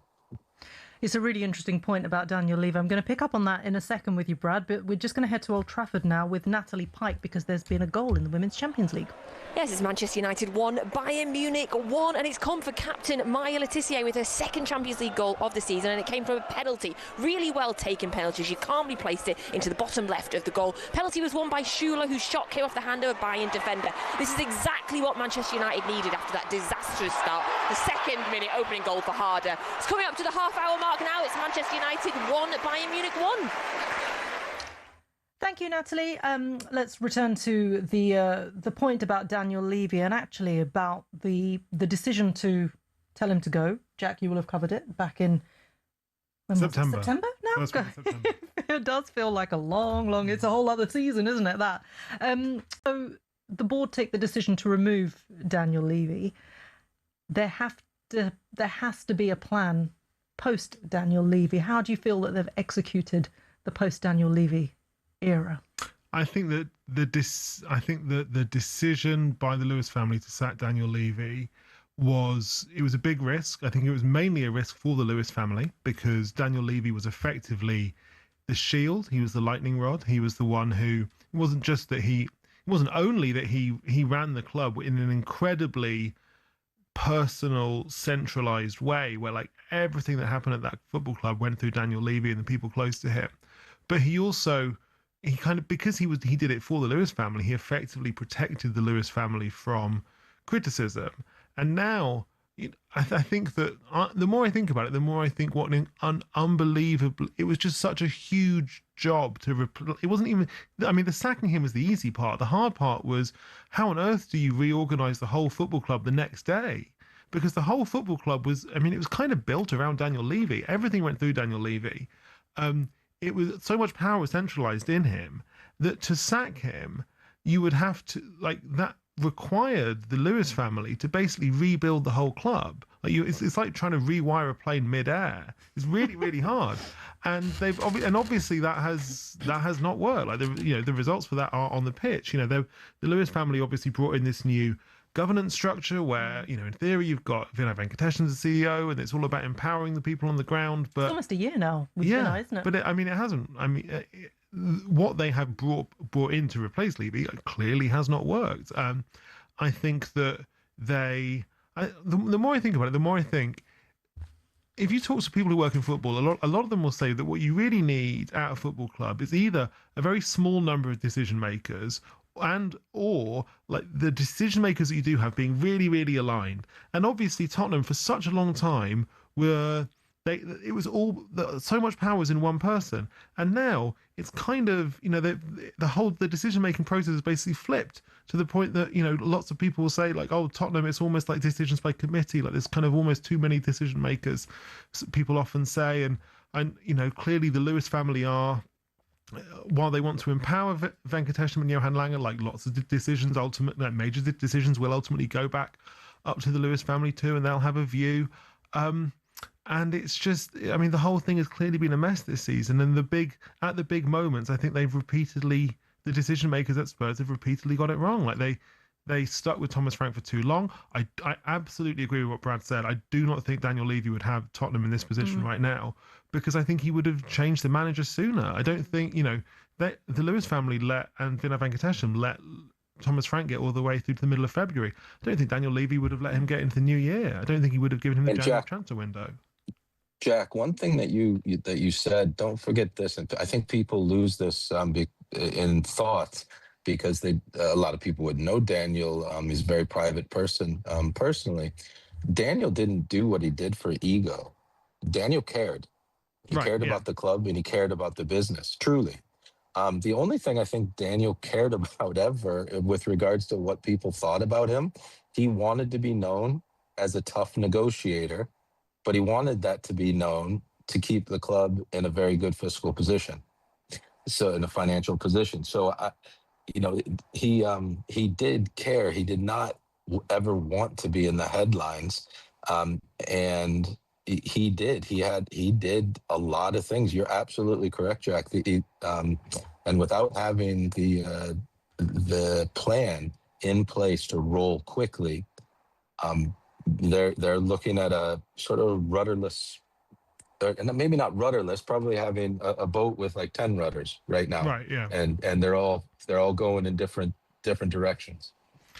I want to know who is to blame then, because we're in this position where Daniel Levy has been at the centre of everything, as you say, Jack. And I want to ask you something about that in terms of recruitment, actually. But, he is the man who has been ultimately pushing the direction that Tottenham have gone in, whether it's from a financial perspective, whether it's who is bought and sold, who we see on the pitch, and all the big decisions. When would you say that the decline started? Would you say it was last season when Spurs finished 17th?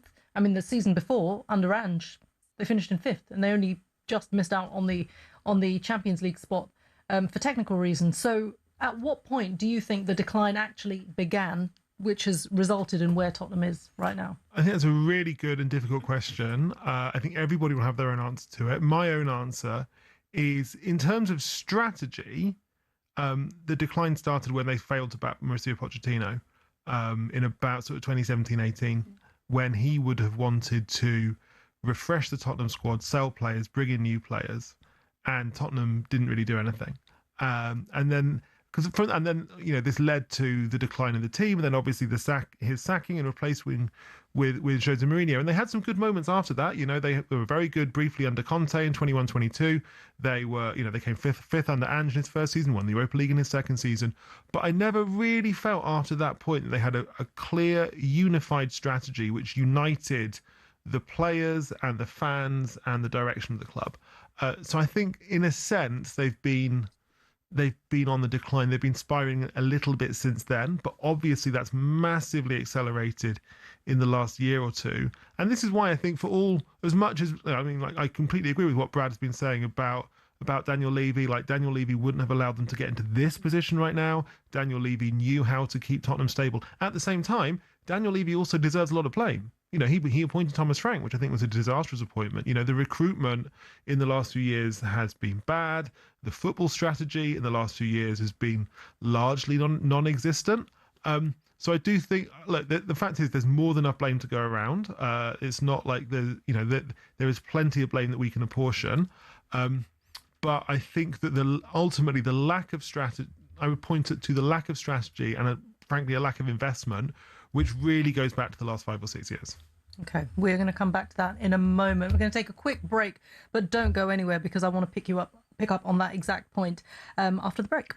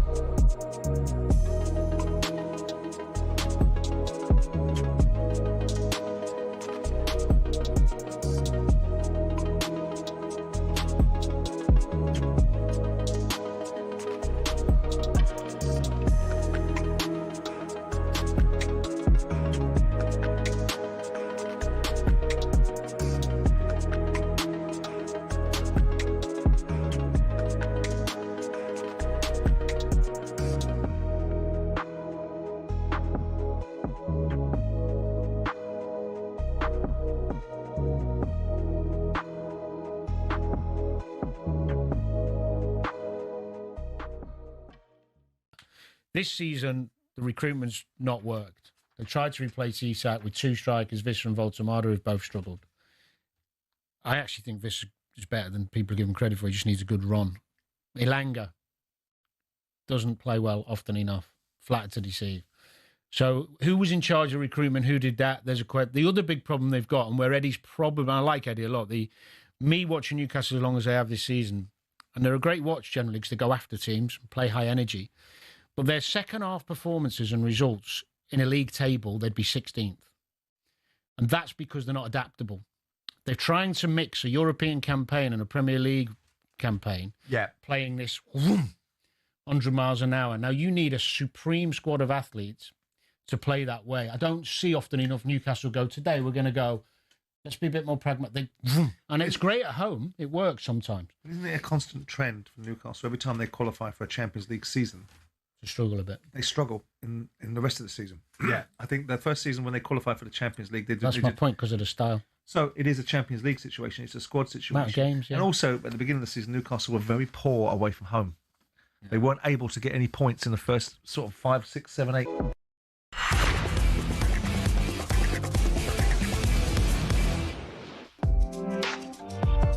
Into a kickoff special, too good to go down, as we look at the predicament that Tottenham Hotspur find themselves in, staring at relegation right in the face. I've got Jack Pitt-Brooke from The Athletic alongside me. Brad Friedel is also on the line, former Spurs keeper, of course. Jack, I want to pick up on something you mentioned, the football strategy at Tottenham, the investment. We talked about how Daniel Levy has been a central figure in this club, and actually sacking him has actually caused complete disarray. But he, of course, carries a legacy, and I completely agree with Brad as well. The fact that I think if Daniel Levy was here, Spurs would certainly not be in this position where they are literally looking at this possibility of relegation. When they've recruited in the past, when they've brought in players, and you look at the talent that Spurs have had in their ranks, the likes of Bale, Brad mentioned them, Bale, Kane, Modric, even Berbatov, even however far you go back, Spurs have had some real superstars in their side. One thing from my perspective is that they've never built a team around those superstars. And if you go back to what you mentioned as the time when the club began their decline, that was the era of peak Kane. You look at the team that was there, Toby Alderweireld and Jan Vertonghen and Kyle Walker and Moussa Dembele, and the type of talent that Spurs had at that time, and the fact that what they never did was build a team around their star players. I think that was almost a fluke, almost. All those players coming together at that time, they all clicked under Mauricio Pochettino at that time, but they've never moved forward to try and progress the team to move to the next level from there. Whenever they've recruited, it feels as though they've just slotted players into certain positions, but it's never with a strategy to build around the vast talent that they had. Yeah, and move forward. I think they did. I think they did build a team. They did build a very good team around Kane and Son, but not for long enough. Like the fact is, the fact they got 86 points in the 16-17 season, that is such an amazing record given how little money they had to spend. I think that shows that they were able to build a good team, but what they couldn't do was continue that. And then they had this terrible situation where they had Kane and Son, like two all-time great players, Kane and Son, in the peak years of their career, and yet the team around them was kind of declining. But this is what I mean, that when they had those players, you peak Son, peak Kane, why on earth didn't they say then, we're onto something amazing here? I think to an extent I think if I was being really sympathetic to Levy, I would say there was a recognition that when they had Kane and Son, they needed to get a manager who was a kind of win now manager, right? Not a manager to build in the long term, a manager who came in to try to maximise Tottenham's chances in the short term. And so they got Mourinho in November 2019, and it didn't really work out. And they tried again after that with Conte, who came in November 2021, and he was really, really good for half a season. But the problem with having guys like Mourinho and Conte is that if you're going to have that kind of manager, you need to go out and buy them top players. Like there's no point in having like a manager who specialises in winning trophies with 6 out of 10 players. And yet that's basically what they tried to do during both the Mourinho and the Conte eras. And it's such a shame that Kane left in 2023, Son left in 2025. Obviously, Son did get that moment of winning the Europa League, which is fantastic. But the best years of those players' careers were ultimately playing for a team which was slightly confused in its strategy, where the players around them were getting worse. And we can see that. I mean, that's so obvious, right? Look at, in the peak years under Poch, who was the right back in the team? It was Kyle Walker, and then it was Kieran Trippier, and then it was Aurier, and then it was Matt Doherty, and all good players in their own way, but like there's an obvious decline there. And I think that dynamic, I mean, it's kind of in that context. Is it a surprise that Harry Kane didn't sign another contract? Is it a surprise that? I think it's a surprise he stayed as long as he did. Yeah, well, I think even that, I think he stayed as long as he did in part because he signed that 6-year contract in 2018, right? But that was at the point where I think Pochettino just signed a new deal and it felt like everything was looking up for Spurs. But then later in the summer of 2018, Tottenham didn't sign a single player. And so it's clear at that point that they were not doing the work in the market that they should have done. And I just feel like the other problem that Spurs had in this sense is that I almost feel like the way that they got Kane and Son, that is, Kane came to the academy, and they got Son from Bayer Leverkusen for 20 million in 2015. And I almost think that was like a blessing and a curse, in the sense that I wonder if on one subconscious level it made Tottenham think that you can get world-class players without spending 100 million on them. But the reality of the market nowadays is that if you want top talent, you have to go and pay for it. Like the recruitment market is so much more competitive now than it was when Spurs signed Son from Bayer Leverkusen, or Luka Modric from Dinamo Zagreb, or Gareth Bale from Southampton. Like the market is so hard now, and Spurs used to be good at finding like who's the next superstar going to be in the form of Bale and Modric and Son and Kane. And now I just don't think they can do that. I don't think they don't have those kind of glamorous superstar players anymore. And I don't even think they know how to get them. And if I was running Tottenham, I'd be worried about that, because that, like, having those superstar players is such an integral part of the club's identity. And this is what Brad was referring to as well in terms of the wage structure, and that is an obvious criticism that I think has been talked about a lot, and that is something that Spurs have said that they're going to change and work on. But they missed the boat in the January transfer window. I want to ask Brad actually about the culture within the dressing room, and from your days as well, because there was an ex-Spurs player that I was speaking to, who probably played in the club, say around 20 years ago. I'm not going to name any names, but he'd come from a big club, and he said he walked into the Spurs dressing room, and in his first game they drew, and he was really hacked off because he was used to winning. Every game you go out, you play and you win, and he said that other players in the dressing room said, "Well, we drew, we got a point, that's fine."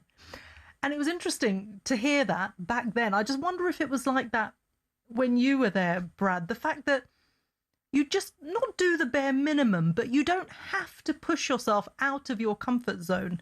And perhaps this is why Spurs haven't developed a culture, a real culture of winning. It's always, whether it's the transfer market, just give the bare minimum and we'll get this person. Whether it's going for a trophy, well, we want top four. We're going to bin off whatever competition because we just want to get into the Champions League. Do you think that there's a culture issue? Did you experience something similar when you were there? Well, I was there. There's a lot to unravel here that I want to pick up on what Jack said as well. So when I signed in 2011, we had Harry Redknapp was the manager, and one thing that Harry did with his teams is he bought players that sort of, I would say, self-police. So we had young, incredible players like a Kyle Walker. We had experienced players who were really putting a shift in, especially that season, like Adebayor, like myself. Ledley King on one leg was better than most center backs in the Premier League. Benoit Sakado that year was one of the best left backs in Europe, with William Gallas, who was a World Cup winner. He didn't allow people to be relaxed. Scott Parker didn't allow people to be relaxed. You had Peter Crouch in the squad, Jermaine Defoe in the squad, who were always putting a shift in, and I could go Luka Modric and Gareth Bale. So we had a lot of players then. What I would say to when we have a Luka Modric and a Gareth Bale, and you want to build around them, my question, I guess, would go to Jack. What if Daniel Levy wasn't given the money to do it? And he was told he had to raise money to then build the squad. I don't think you could blame Daniel Levy for that. I think Daniel Levy then would have to go and try to sell the right players to be able to build a squad. And that's why that was one of the frustrations with Andre Villas-Boas when he was there with Daniel. I'm not going to say the names of the players that he wanted in the positions, but he wanted 3 different players that came in on the deadline transfer day, and saying that one of the players was Moussa Dembele, who actually, in my opinion, he could have played for Real Madrid, Barcelona, any of the top players or any of the top clubs out there. But I think a lot of people think it was Daniel Levy doing just all the strict wage structure. And in fact, I think he was given a budget and then he could spend above that what he brought in. So when you talk about the culture creation, the first year that I was there, we were on point, and I think we were a striker away from really breaking into the top 1, 2, or 3. I think we finished 4th that season. That was the year when Chelsea won the Champions League, and we didn't qualify for the Champions League because they didn't have the rule changed at the time. Then I think for 2 seasons, the culture dropped a little bit, and then that's when they brought Mauricio in and it picked back up. Where I would agree with Jack wholeheartedly, I really would have loved to see Mauricio and Daniel carry on longer together, because I think for any weaknesses Daniel has, Mauricio has the strength to cover it, and vice versa.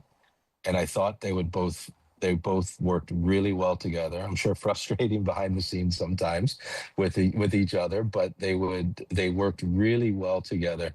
I would have liked to have seen that continue. And possibly this part I don't know. This is just me guessing. I've never asked Daniel, and I would never ask Mauricio. Or actually, it's more a question for Daniel. I think maybe when they lost out to Leicester City in the Premier League, that may have motivated Daniel to maybe think he had to go get a proven winner as a manager. And when Jack touched on it, when they brought in Mourinho and Conte, they're used to seeing different things in the clubs. They're not used to seeing trying to set up a wage structure to win a league. They're not used to seeing more of a Moneyball approach to winning a league. They're used to going in and saying, I need a number, whatever it is, a 9, 10, and a 6, and that has to be in one of the top 3 transfers in global football this summer. And they're used to that. And they're used to getting that, and then they're used with the mentality. And I would say that once Mauricio was building up a very good mentality at the club.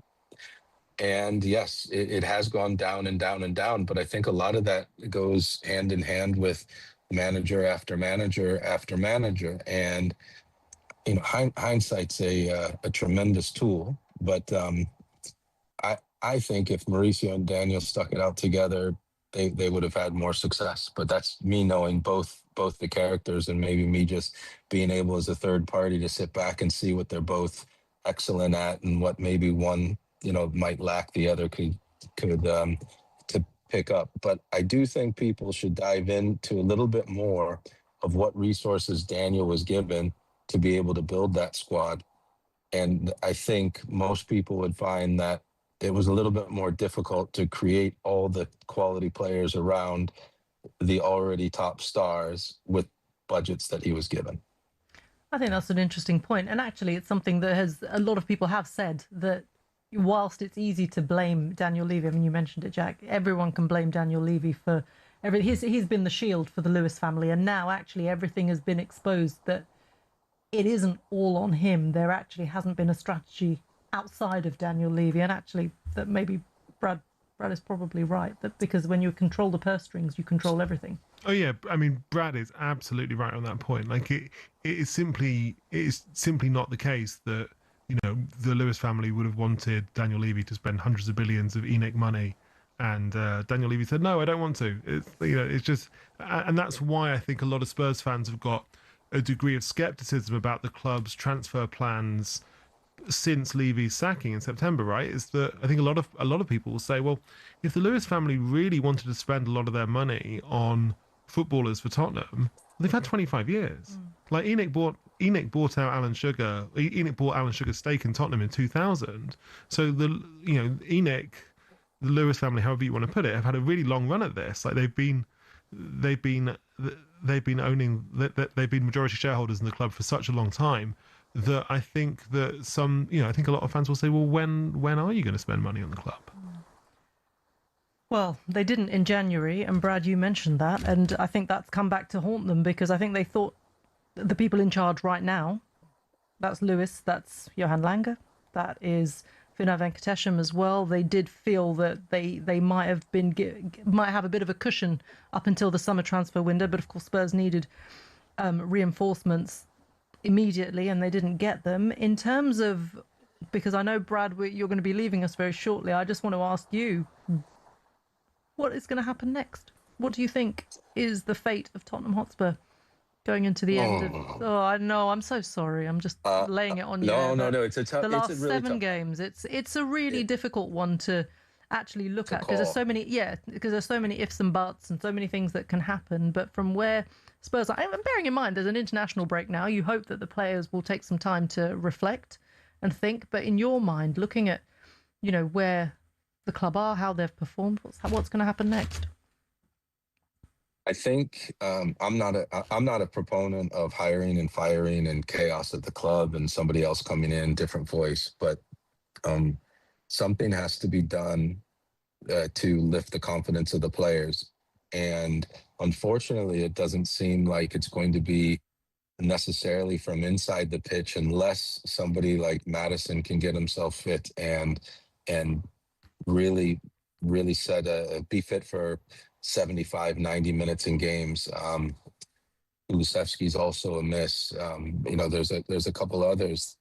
They have to get some leaders on the field, and if they don't get fit to be able to lead on the field in the games, then unfortunately they're probably going to have to go and get somebody that can motivate them off the pitch. And I don't see that happening right now with the staff that's there, and that's an unfortunate thing because I don't like it, all the chaos of managers going in and out.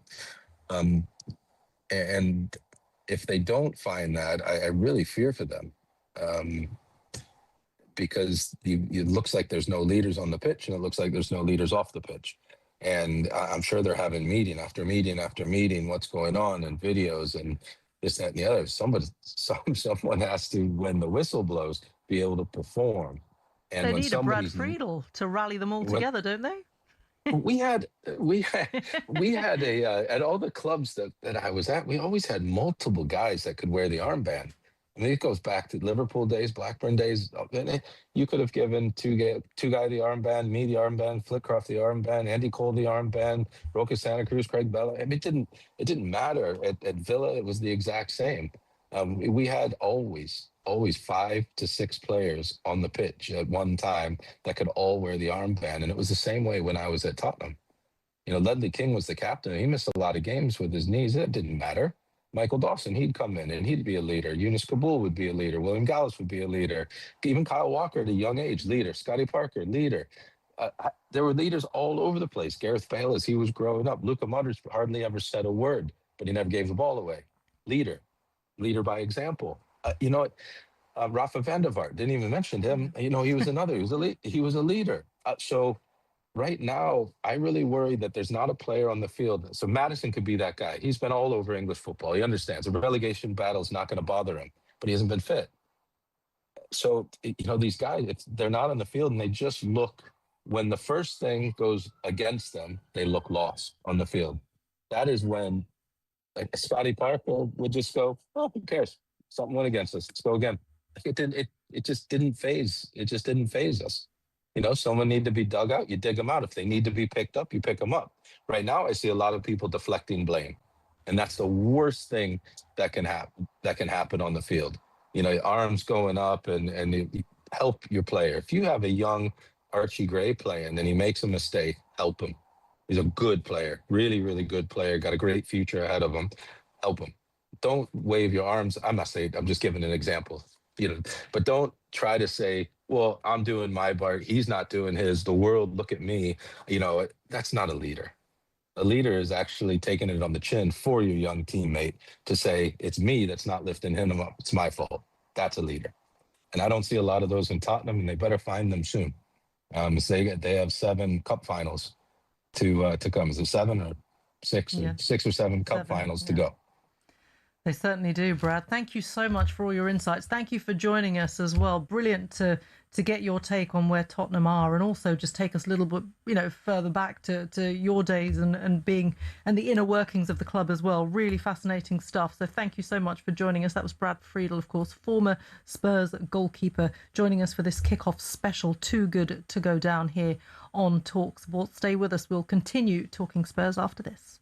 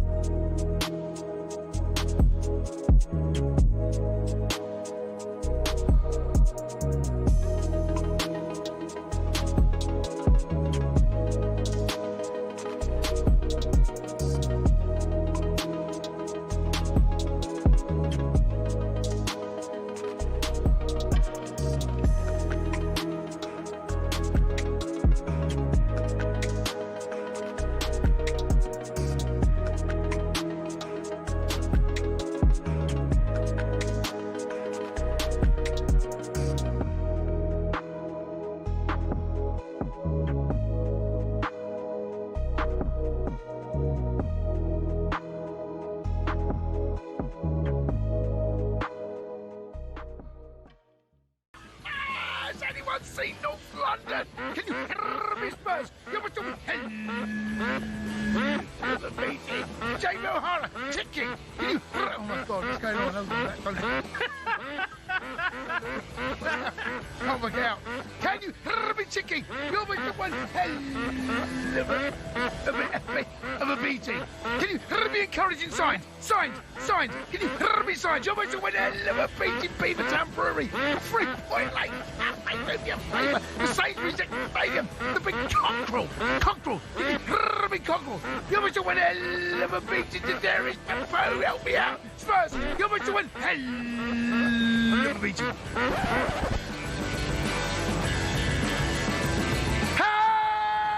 Has anyone seen the Gunners? Mike Keown. Can you be Keown? You're going to win a hell of a beating, Kemper. Matt Lucas MP. Eagle on the forever. Gunnosaurus. Kemper.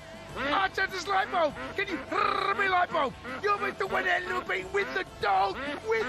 What's up to him? Is he still alive? Can you be Arsenal? You're going to win it. You are useless. Honestly, you're a shambles for a man. What a weekend of football. Spurs. Oh, my word. What on earth happened? What is going on at this football club? We're going...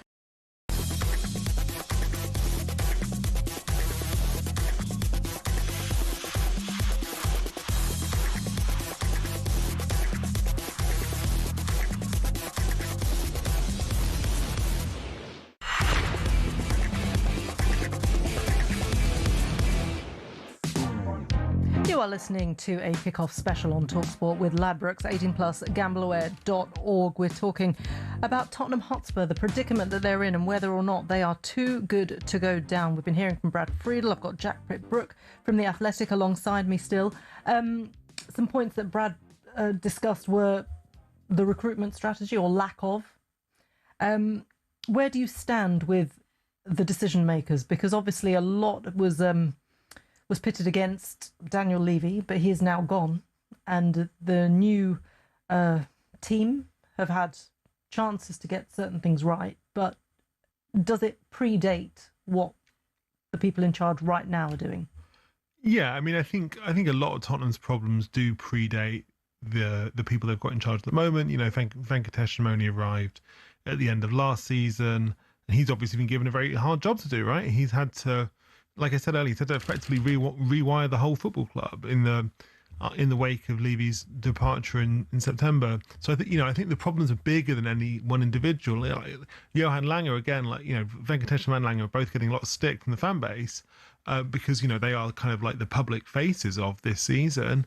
But Langer, Langer's job is, like, I think he initially came to the club as a kind of talent ID guy, and I think he is actually good at talent ID. Like, he has identified some good young players, Gray, Bergvall, Odebear, Kinski. Actually, he did a great job at Villa as well. Yeah, like Emi Martinez and Matty Cash. Exactly. So he has identified some good young players for the club, but in terms of like driving an overall football strategy, clearly it's not really worked out yet. But I think like the issues behind the scenes are obvious. If you look at, say, like Fabio Paratici, for example, like Paratici was managing director of football, had to resign in disgrace after he was banned from football, stayed on as a consultant, came back to the club in October as one of two sporting directors, like this new dual sporting director model. It lasted 2 months. 2 months later, he was on his way out to Fiorentina. And so I think, Tottenham are now looking for another co-sporting director, in theory, to work alongside Johan Langer next season. So that kind of endless churn of people behind the scenes is really unhelpful. And I just think like the biggest issue at Spurs is that even bigger than like, can they sign the right players? It's can everybody be aligned on the right strategy? Like that fundamentally is what sets successful teams apart from unsuccessful teams, is whether they have a clear strategy that everyone's aligned behind. I just think at Spurs it's not there. It hasn't been there for a long time. It just feels like there's a lot of chaos behind the scenes, isn't there? Let's see if there's any chaos at Old Trafford. It's half-time there in the Women's Champions League game between Manchester United and Bayern Munich. Natalie Pike's there for us. It's Manchester United 1, Bayern Munich 1, and the second half is just started here at Old Trafford. And of course, United will be hoping that it starts better than the first half did for them. Disaster start then when Bayern Munich took the lead inside just 2 minutes. It was Pernilla Harder who shoved off Maya Le Tissier before putting the ball into the back of the net. To be honest, Old Trafford felt a little bit shell-shocked on and off the pitch, but they responded really well. They grew into the game. They got the equaliser midway through the first half. It was Leah Schuler's effort in the box that was blocked by the hand of the defender, and the penalty was converted by Maya Le Tissier. Second half is just started. There's about 100 travelling fans to the right of me, and you know they've not stopped singing all game. It is Manchester United 1, Bayern Munich 1. Natalie Pike, thank you very much. We will continue to talk about Spurs after the break. Jack and I still have plenty to talk about, so do not go anywhere. This is a kick-off special, too good to go down. We're discussing Tottenham Hotspur.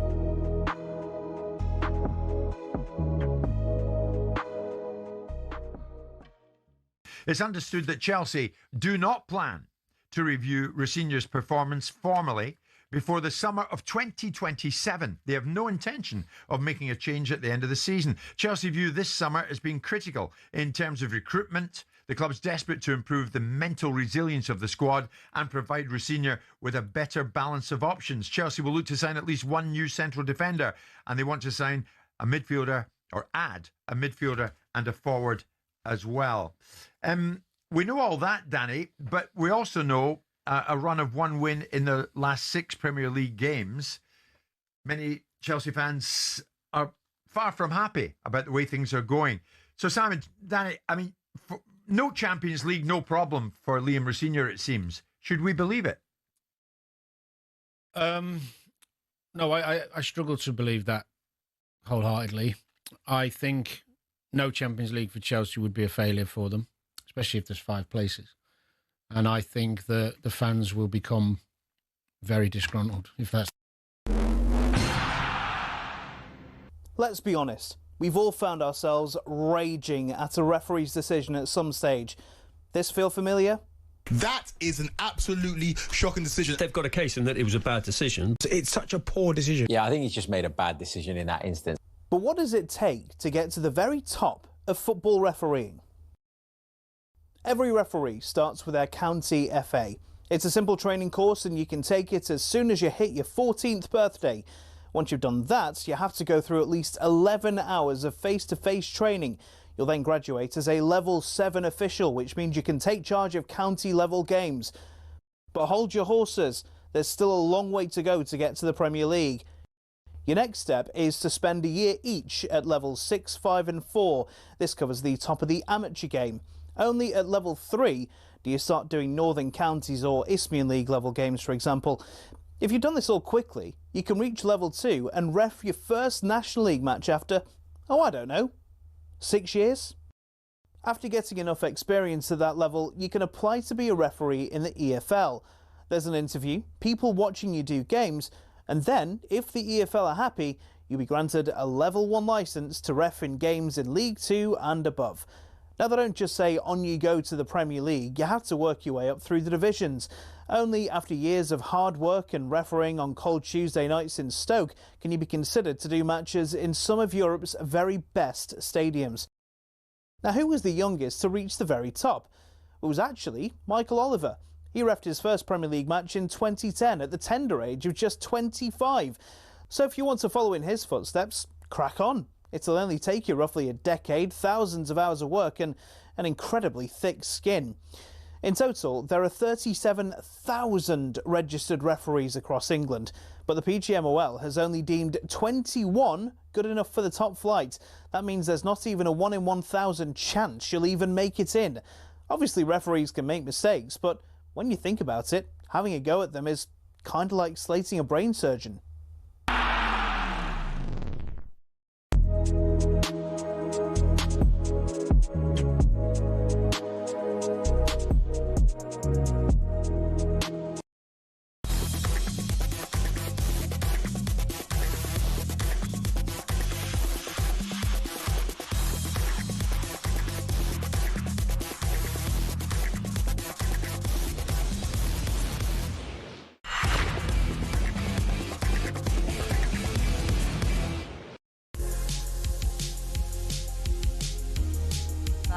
Everybody, good evening. You are listening to a kick-off special this evening, Too Good to Go Down, where we're discussing Tottenham Hotspur and the battle that they face and the real prospect of relegation at the moment. Tottenham Hotspur, of course, a point and a place above the relegation zone. 7 games left to secure their Premier League status. If not, it will be a season in the Championship.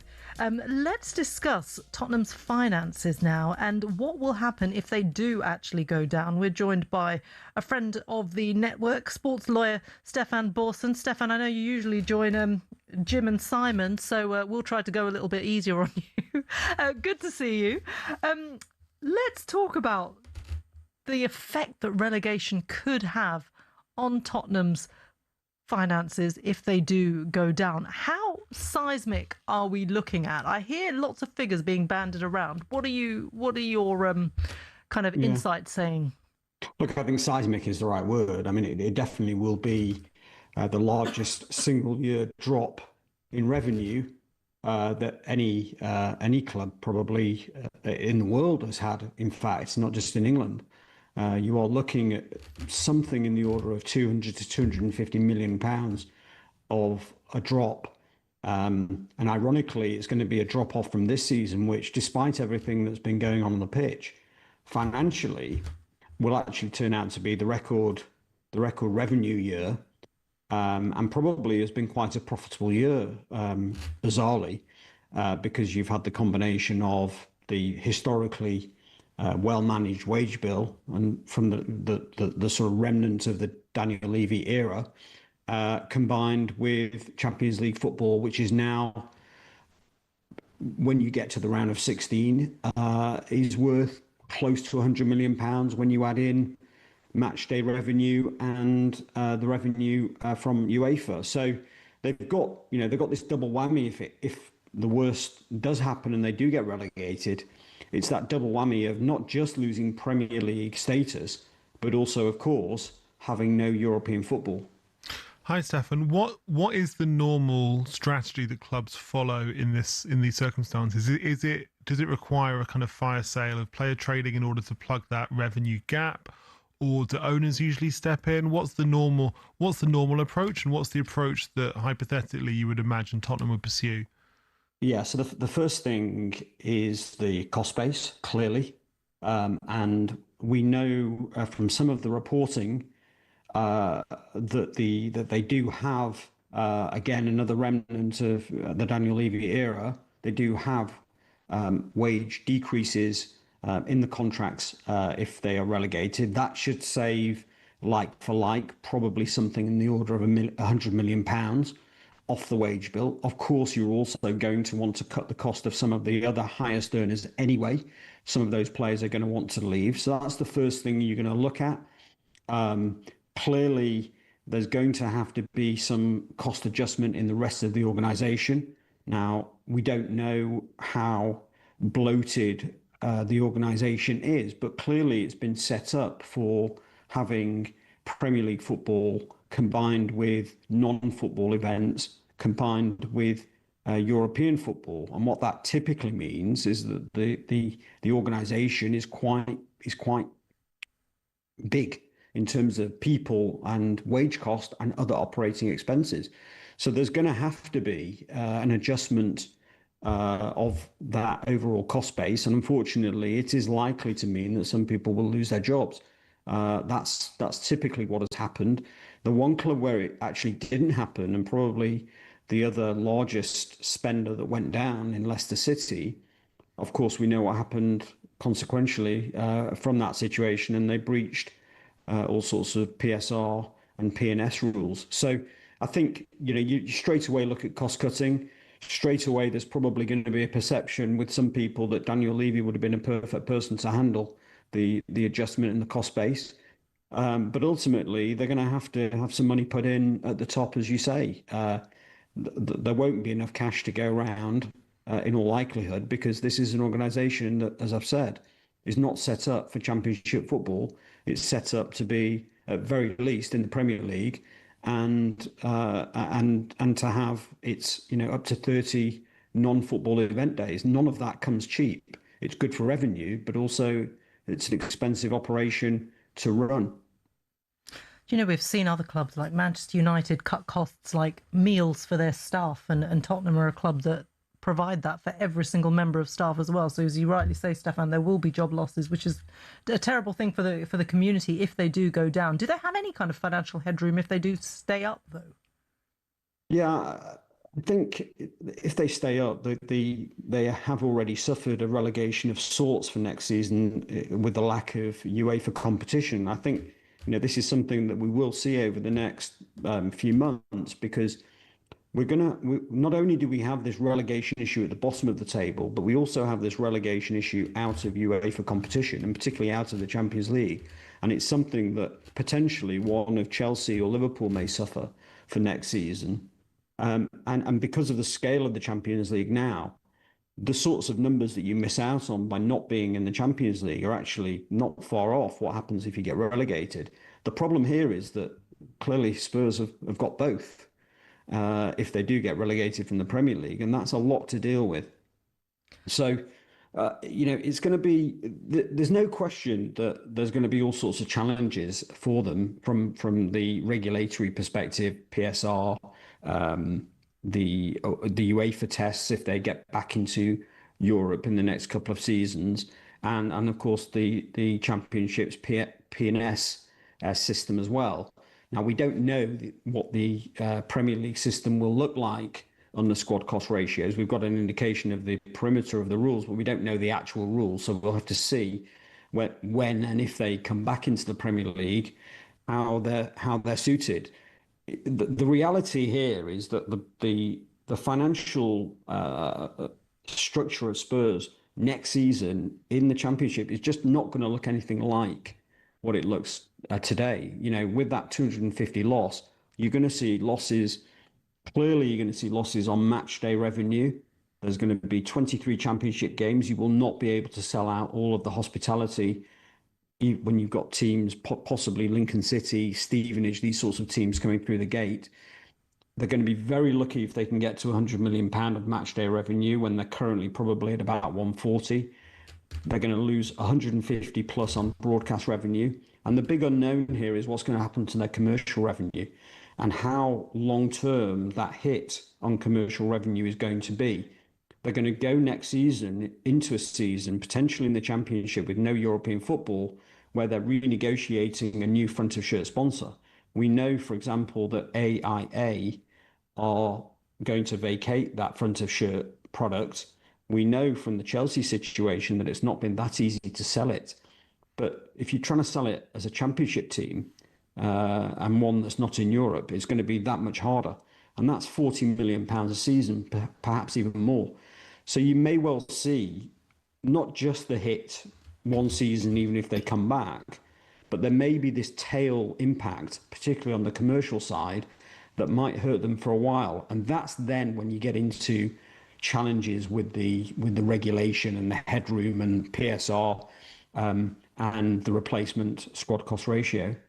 Stefan, there's been so much speculation for years at Tottenham about a potential sale, and ever since Daniel Levy's dismissal in September, the Lewis family have been very, very clear about this, that they don't want to sell the club, they want to continue to run the club.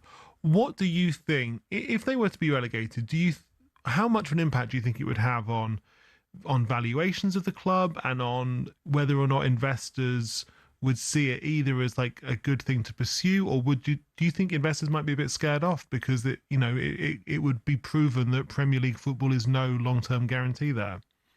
Yeah, I think this is one of the big issues that Premier League clubs have got generally. This sort of situation was not meant to happen. We were not meant to have Spurs as a team in relegation trouble, or worse, actually getting relegated. The whole point of those teams at the top of the table was that they could offer investors a stability where the only risk really was how far you would get in the Champions League. Now, that illusion is now gone. Clearly, we have a number of teams that are trying to get into the Champions League.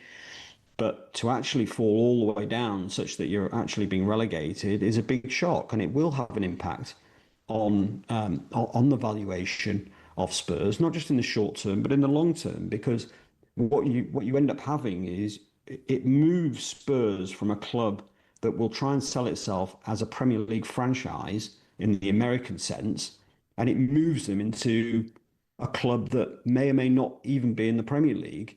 And from a valuation perspective, that is transformational. So I think it is a big impact, and it is ironic that it's come at a time when I think the key driver to the removal of Daniel Levy from a financial sense was to loosen the purse strings. And actually what's ended up happening is the consequences and what's going to follow is they're not going to have the choice to loosen the purse strings. They're going to have to tighten them even more.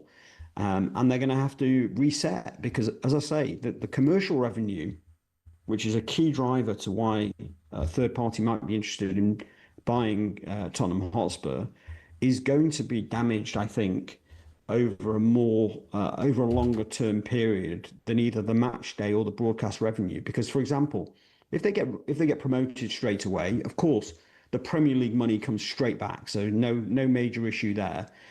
You would think there's a very strong chance that the fans, on the back of momentum of a promotion, will support the club extensively back in the Premier League, and the place will sell out again. So again, they will recover on a match day as well.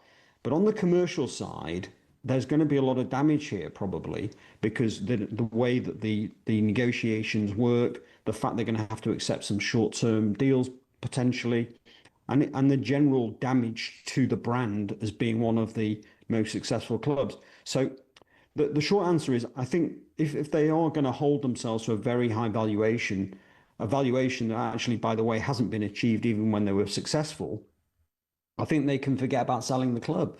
I just don't. I mean, they're saying they don't want to sell the club, but clearly they do have to deal with the ownership issue with Daniel Levy. So I think something does have to give on that side. But I would fully expect the club now to have to reduce its asking price, and I think that's just a natural consequence of, frankly, potentially even if they don't get relegated, it's pointing the valuation down. And frankly, there are other places people can spend their money. Stefan, does this qualify as negligence from the ownership? Well, I think it's hard to say that it's a negligence. We talk, and we have spoken a lot over the years about how sort of from a percentage perspective, how low the wage bill is compared to what they generate on the top line. And of course, they are one of the lowest spenders relative to their turnover. But we shouldn't lose sight of the fact that the club still had a wage bill last season for numbers that we actually know, audited numbers of about £250 million, which still had them with more spend on the first team squad than any of Inter, AC Milan, Borussia Dortmund, Atletico Madrid. That amount of money in wage bill and the money that's spent in terms of transfer fees should suffice in terms of getting the club at least into the European places, and shouldn't have led to them being down at the bottom. So I think from a negligence perspective, it's very much been on the football side as opposed to more generally within the organisation. I think it's very hard to say that the ownership have not provided enough financial support for the management teams that they've had, but clearly they've made bad choices in terms of the managers and the players that they've acquired. And that's really, I think, if you talk, I think negligence is probably the wrong word, but that's clearly where the underperformance has come. Indeed. Stefan, thank you so much for joining us. Stefan Borson, their sports lawyer, giving a fascinating take on where the club could end up should relegation end up being the eventuality. You are listening to Kickoff on talkSPORT with Ladbrokes, 18+, gambleaware.org. I'm Reshman Chowdhury. Jack Pitbrook from The Athletic is alongside me in the studio, and coming up next we'll be looking at a man who may be the next Spurs head coach, Adi Hütter.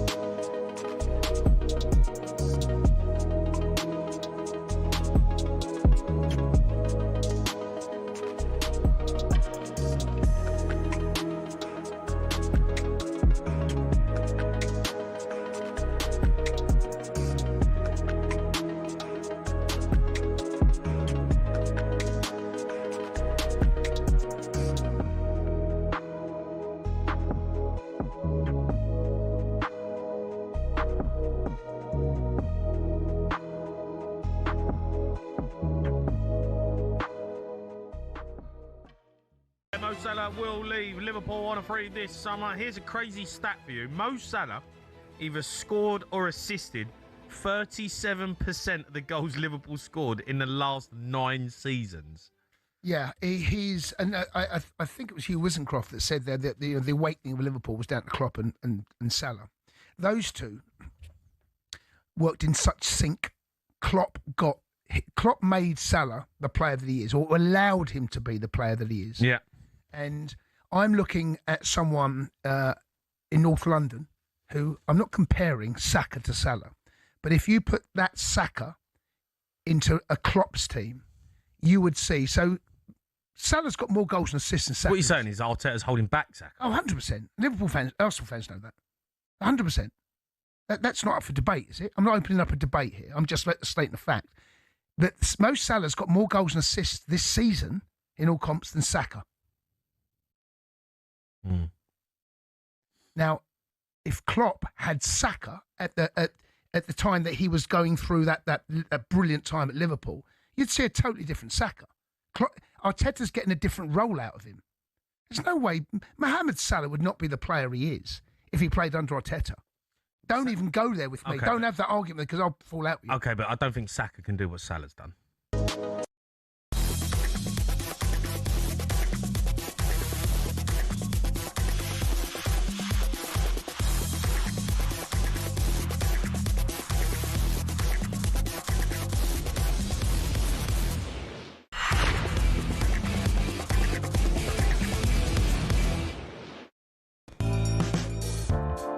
Good evening, everybody. You're listening to Kickoff on talkSPORT. It's a special for you today. Too good to go down. We're talking about Tottenham Hotspur.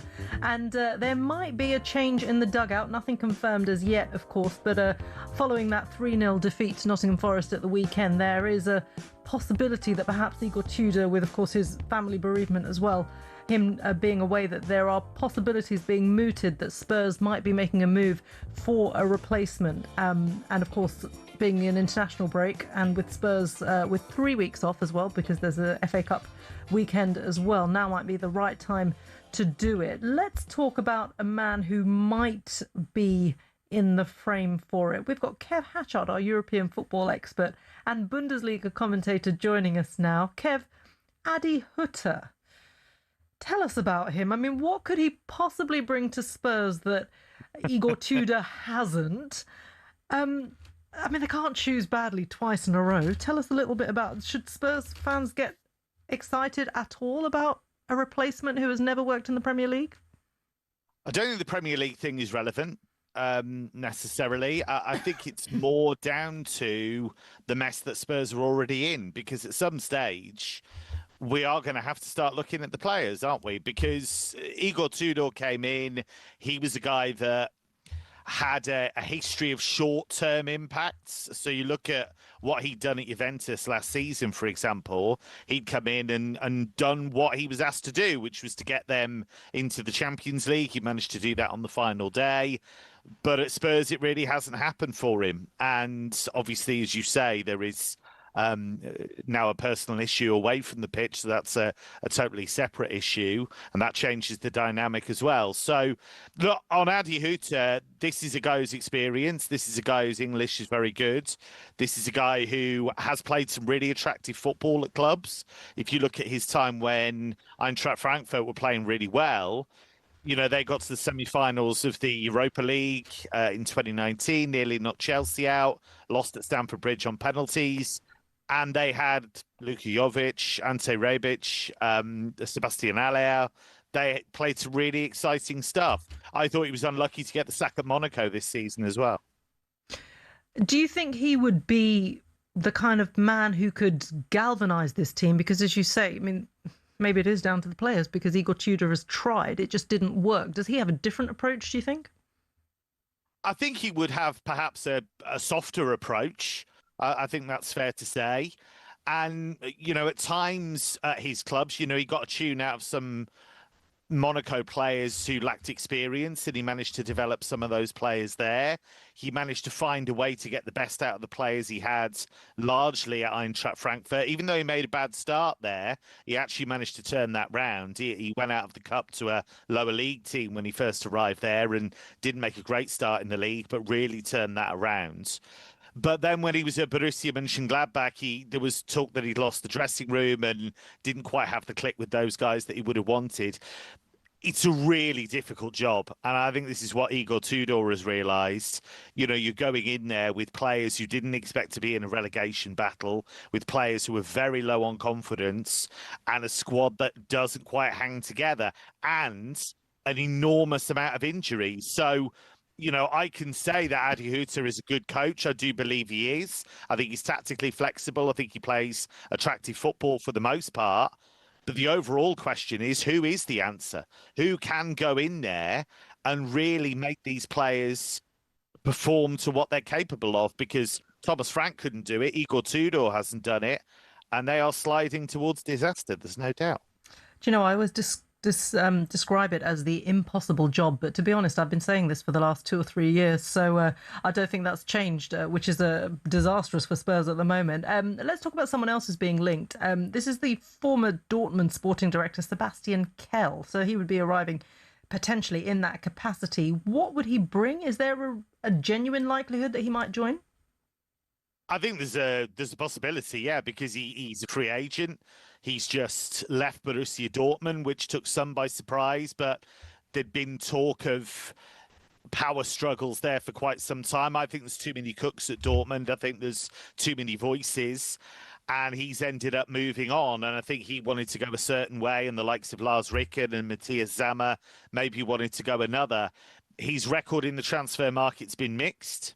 You look at guys like Nico Schlotterbeck, Julian Riasson, they've been really big hits, I think. And they're the kind of players that they could sell on for a profit. But there have been others, Karim Adeyemi maybe, have got in there and not maybe been a consistent hit. So in that regards, he's not a surefire hit at all. But he's very experienced. You know, he worked under Klopp at Borussia Dortmund. He's had a number of roles at Dortmund down the years, so he is experienced. But again, there's talk of him being part of a kind of multi-sporting director structure, and I think we're seeing this a lot at Premier League clubs at the moment. They're taking what could be a relatively straightforward structure and making it needlessly complicated. Interesting. Well, he's experienced and he's available, and he'd have to be willing to walk into that structure as well. That one remains to be seen. Kevin Hatchard, brilliant to talk to you. Thank you very much for joining us. Before we head to a break, I've got to tell you that there's been a goal in the Women's Champions League at Old Trafford. The question is, which way has it gone? Natalie Pike. It's Manchester United 1, Bayern Munich 2, and there's around 15 minutes left here now. The goals come for Pernilla Harder again, the childhood Manchester United fan with her second of the game. She split the United defence, she held her line so well, and again she went through with only Maya Le Tissier with her, and again she finished so well. That's her 7th Champions League goal this season. United have done a lot better this half, perhaps being the better team, but Pernilla Harder showing why you have to be clinical at this level. Manchester United 1, Bayern Munich 2. Thank you very much, Natalie. You are listening to Kickoff on talkSPORT with Ladbrokes 18+ at gambleaware.org. We'll continue our Spurs chat after the break when we'll be joined by the one and only Jamie O'Hara.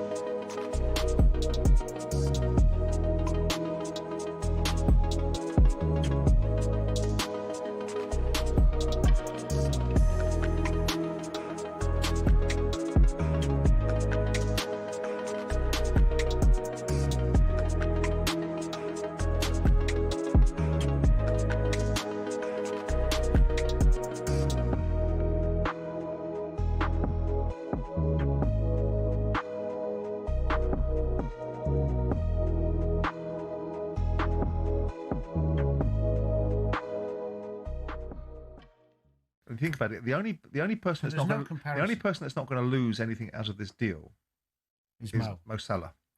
And when he signed a 2-year contract and got himself a new contract and got himself the highest paid and one of the highest paid players in the Premier League, it was because Liverpool managed to achieve, or probably on his behalf, a 2-year deal that they didn't particularly want. I think they wanted a 1-year deal. And when we heard Virgil van Dijk, the caller was talking about the commentary of Virgil van Dijk and Mo Salah, what we heard was a load of old rubbish from Virgil van Dijk and Mo Salah about how they'd heard nothing from the club, no one had spoken to them, no one had given them any indications, all that nonsense, because clearly agents would have been speaking to the club. What they hadn't heard at that time is, yes, you can have precisely what you want. That's what they hadn't heard at that particular time. So when we use that as part of the architecture of a conversation to justify people's behaviour... No, I think you're right there. I don't think they did come out and say, I'm staying. They didn't.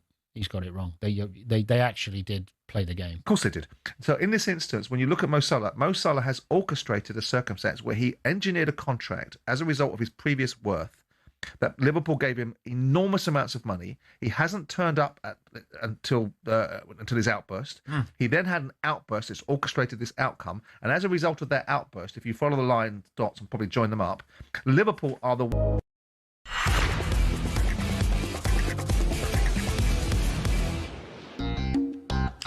Good evening, everybody. You're listening to Kickoff on talkSPORT with Ladbrokes 18+, gambleaware.org. We've been discussing Spurs and the plight and the predicament that they're in at the moment. Plenty more to come on that. But first, there's been a goal at Old Trafford. It's Manchester United 2, Bayern Munich 2, and just moments after conceding, Manchester United are level again. It's come from a corner. Lundqvist is claiming it, but I think the ball might have come off a Bayern defender. But the Reds will not care. Around 13 minutes to go now, and they are level. Manchester United 2, Bayern Munich 2. Thank you very much, Natalie Pike. Guess who's joined us in the studio? It's Jamie O'Hara. I just want to say, Evening. There are no Ange masks here, so No, it's safe. Keep them away. We're gonna. I can't take any more. I know, and you really have borne the brunt of a lot. Actually, on behalf of the nation, Yeah. I think you have, and every single Spurs fan. I think you've just taken it I've taken all. some hits. Yeah, you've taken all the hits. Yeah, it's been painful. On your own. Exactly. It's not easy being a Spurs fan right now. It really isn't easy being a Spurs fan, and this is the thing. Look, you're going to be on later on with Jason on the sports bar. So as I say, we'll keep it safe in that regard. But you know, just a word from you on where Spurs are at the moment. We've been discussing the financials of potential relegation, what that does to this club, what it does to the image of the club. We've been talking about the football strategy. Jack's been talking about the fact that there hasn't been a strategy on the pitch. Brad has been talking about, you know, actual Daniel Levy would never have put Spurs in this situation had he been in charge. There's no way he would have let it go this far. How are you even feeling at the moment in terms of where Spurs are and what they have to do in this international window? Well, how I'm feeling, I'm devastated. I mean, it really is. Like, genuinely, when you look at where Tottenham have fallen to, this is remarkable, right? This has never been known. And we've had a few bad seasons or we've had bad patches, but then we sort it out, get sorted, and we go again. This has just been bad decision after bad decision for a long period of time. And I feel like, you know... you keep making these bad decisions, you're going to find yourself in this position. And we never think it was going to happen to us, right? Because Spurs are a massive football club and people can joke and people can say what they want. Spurs are a massive football club. But when you see like teams who have struggled in the past, who are big clubs who have gone down, like Aston Villa, Newcastle, West Ham, clubs have got, because they keep making bad decisions. Tottenham are now in that position. And you know, West Ham are in that position because they keep making bad decisions. Tottenham are now in that position. And I'm crestfallen at how bad we've been. And when I watched us against Nottingham Forest, I thought there was going to be a bit of hope, and there absolutely was nothing. And there was so much pressure because the club built the game up and wanted everyone to get on side, and the fans were amazing, and everyone got on side, and the team crumbled under pressure. Like, they can't get away. They crumbled. They cannot deal with the pressure they're under right now. So we are in a sorry state of affairs, and how we fix that, it's not an easy fix. It really isn't. When I watch Tottenham this season, which I've done a lot, I just think the players' heads have gone. They look like their heads are completely gone. They've forgotten how to win. They're hiding behind excuses. Yeah. How can the club fix that? How can they get inside the players' heads and turn that around? It's a really good question. And look, based off my own experience of being relegated from the Premier League, I went down with Wolves and we had a good side, not at Spurs' level, right? But we had a decent team. And we went down because the mentality had gone. We had got used to getting beat. It was like a disease that you just couldn't find a way out of. Every week you turn up, there's hope and there's belief, and you're giving everything, but nothing's working. And I couldn't explain how that kept happening, how you turn up and you set up and you're organised and you go, right, today's the day we're going to get a result. Today's the day we're going to make something happen. And it doesn't happen. It's so difficult to change that mentality. And the only way you change that mentality, I guess, change your manager, change your fortunes from top to bottom. Yeah, like the whole outlook. You can sit here and give a team talk and a spirited performance and a Winston Churchill like sort of, come on, lads, let's go out and get the victory. But if the fundamentals are not there, are in place at Tottenham like they are, you're in big trouble.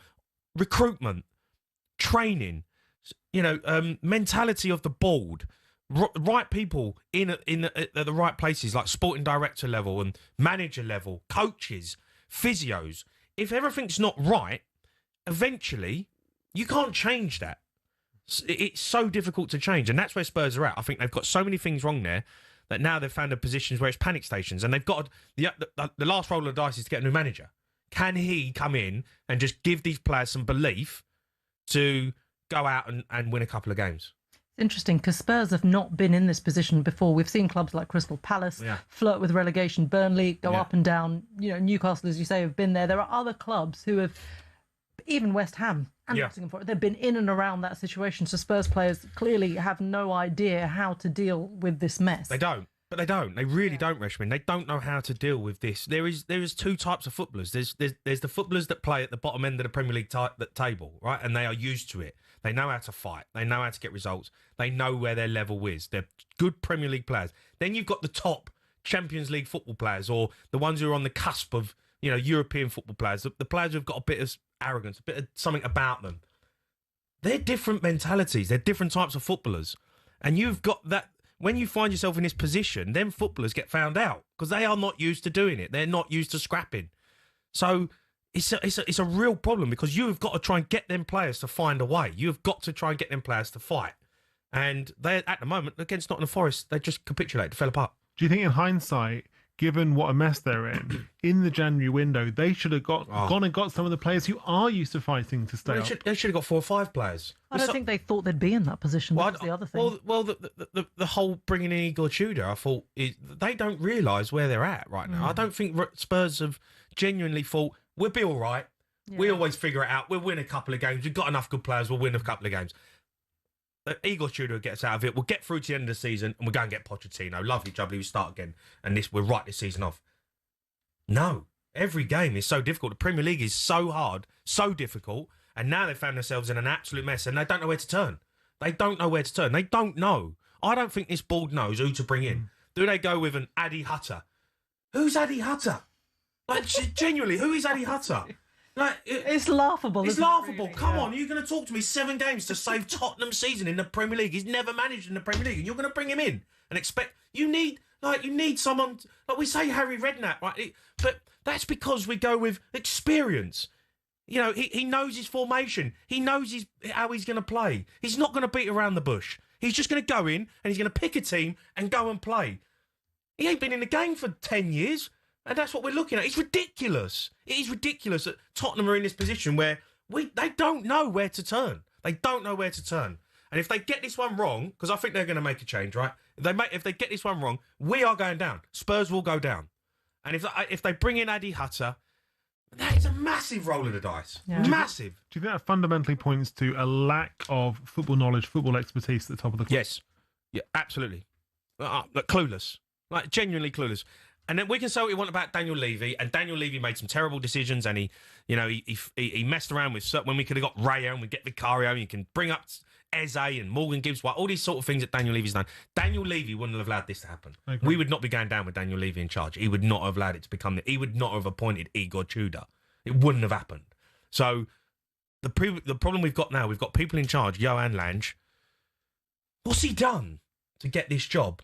It's one of the biggest jobs in football. Sporting director at Tottenham Hotspur Football Club. It is one of the jobs in the world that you would want. Look at that stadium. Look at the facilities. Look what you're in control of. How can you get it so wrong? How can you get these decisions so bad? It's like we're sitting here, we're fans, we're pundits, and the things we come out with, I'm sitting, what are they doing? What decisions are they making? It's remarkable. And I sit and people go, Jamie, you could do that job. And I go, yeah, but... And actually, sometimes I sit there and think, yeah, I could. Yeah, I could. Like, I'd get Eze over the line. I would sign Raya. I would have got Semenyo. Do you know, it's not that difficult. I would have got Mbuemo 4 years ago. Do you know, like, when you sit there and think that Tottenham Hotspur, decision after decision, they get wrong. And the recruitment and the players that have come in and the decisions that they're making, it's unbelievable. It's unbelievable that the Tottenham have found themselves in this position. And it hurts. It hurts because I genuinely sit in now with 7 games left and think, we're going to be in a championship. Yeah. It's inconceivable. It is inconceivable as a Spurs fan to think that this is possible, but I think that is the root cause, isn't it? They've been sleepwalking into this. Sleepwalking. No one thought that this would actually happen, and yet here we are staring relegation in the battle. And it's really a painful moment. Jamie, I'm going to let you recalibrate a little bit because you've got the sports bar with I've got the sports bar coming up at 10. I'll be honest, guys, I don't know what we're doing. We haven't actually got a show yet. Cundy wants to do a hair 11, because he's getting a hair transplant tomorrow. So he was going to do a hair 11. I said that's garbage. I was going to ask about the sports bar. Who do you banter during an international break? There's no one to wind up. I know. Well, that's what we're trying to think of now. Banter you. Yeah. Again. There's always someone to go at, and I feel like it probably will be me eventually. But Cundy's getting a hair transplant, so he's getting it. But yeah, international break. We try and have a bit of fun. Obviously, the England game's coming up. We'll talk about them. But yeah, a bit of fun tonight. We're trying to have a laugh. And hopefully, when I walk back outside and speak to the guys, they've come up with an idea of what we're going to do. Fingers crossed, because you've got, how many hours have you got to fill? Well, 3. 3. Good luck with that. Yeah, I know. And I'm not talking Tottenham anymore. See you later, guys. See you later, Jamie. Great to talk to you. Just who we are, mate. That's, yeah. Ange. Do you know what? We're going to talk about Ange after the break. Stay with us. This is Inside Spurs special on talkSPORT and Kickoff. Stay with us.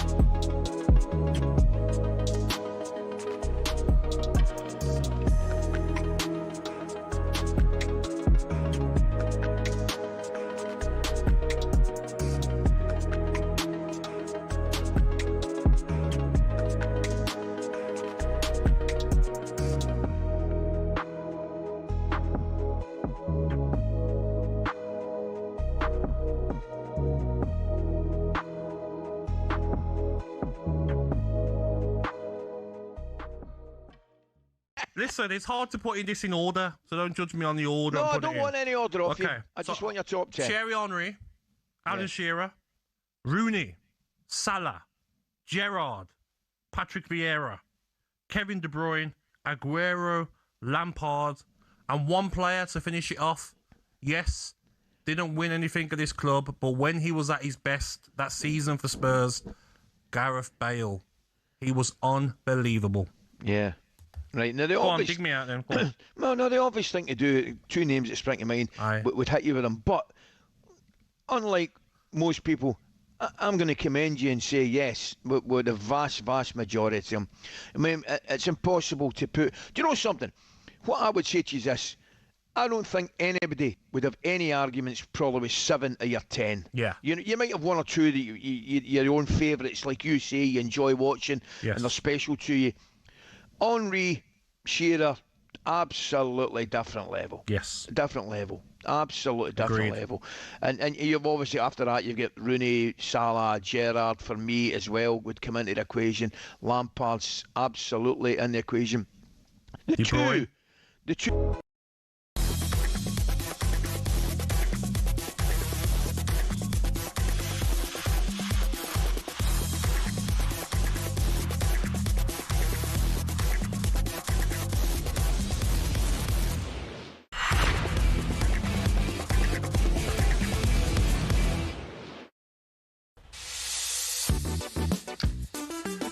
A kick-off special for you here on talkSPORT this evening. We've been talking about Tottenham Hotspur for the last couple of hours. Are they too good to go down? So much interesting insight from the likes of Jack Pitt-Brooke, who's still alongside me, Brad Friedel. We just had Jamie O'Hara saying he could have done a better job than Igor Tudor as well, but fantastic to hear from him, of course.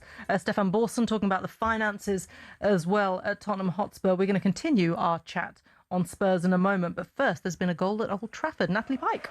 Manchester United 2, Bayern Munich 3. We're into injury time here, and it's substitute Barbara Dunster with the goal of the night. She picked the ball up just inside the 18-yard box, took a little smart touch, and then curled the ball home. Heartbreak for United, who now just have moments to try and find a third equaliser of the night. It's Manchester United 2, Bayern Munich 3. Thank you very much, Nat. Jack, look, we've talked about so many kind of themes that have probably led Spurs to this point. Of course, there was a huge moment last season where, of course, they finished in 17th, but at that time there were 3 worse teams in the Premier League than Tottenham Hotspur, so they were able to survive, and Spurs, of course, won the Europa League. You were out in Bilbao, I was out in Bilbao. You were out there working, I went out with my brother, and we had the most amazing time. And it was incredible for Spurs fans, actually. Feels like a long time ago. It feels like a different era, actually. Yeah. And of course it was under Ange Postecoglou, who was lambasted for that comment, "I always win in my second season." But do you know what? He did it. And interestingly, I bumped into Ange Postecoglou in Paris a couple of weeks ago when he was out there with UEFA for the PSG Chelsea game, and I bumped into him in the hotel, kind of in the hotel bar, and had a really long chat with him. I mean, I half hugged him, really, just to say thank you. I told him all about Bilbao, and we had a long chat about where Spurs were. Later on, I was with TNT, and we got him on our show as well, and we were talking about him. And one of the things I did ask him was, do you ever think about what might have been had Spurs allowed you to continue with the project that he had started? And there's something to be said about a group of players and a management team who win something together. It creates a beautiful story. It sets a path for an amazing journey. And of course, we know that was cut off very soon after, when Ange Postecoglou was giving his marching orders, and he said, "I knew it was coming." Do you think, in hindsight, and hindsight is a beautiful thing, do you think that Ange Postecoglou perhaps should have been allowed to continue the journey? Yeah, it's weird, isn't it? How many times on tonight's show have we said, "Oh, this wouldn't have happened if they hadn't sacked Daniel Levy," or maybe they shouldn't have sacked Daniel Levy. Like we see everything through the prism of the sacking of Levy, which is obviously this huge event, but we haven't really said, well, what about the sacking of Postecoglou? Like the sacking of Postecoglou was only 3 months before the sacking of Levy, and that was a hugely significant moment in itself. And I think we should all think about what would have happened if they'd kept Postecoglou. I mean, I think the first thing to say is that the decision to sack Postecoglou and replace him with Thomas Frank was the official argument made at the time was that this would make Spurs, I think, I forgot what the exact wording was. It was something like more competitive in all competitions, or to compete on all fronts. Yeah, compete on all fronts.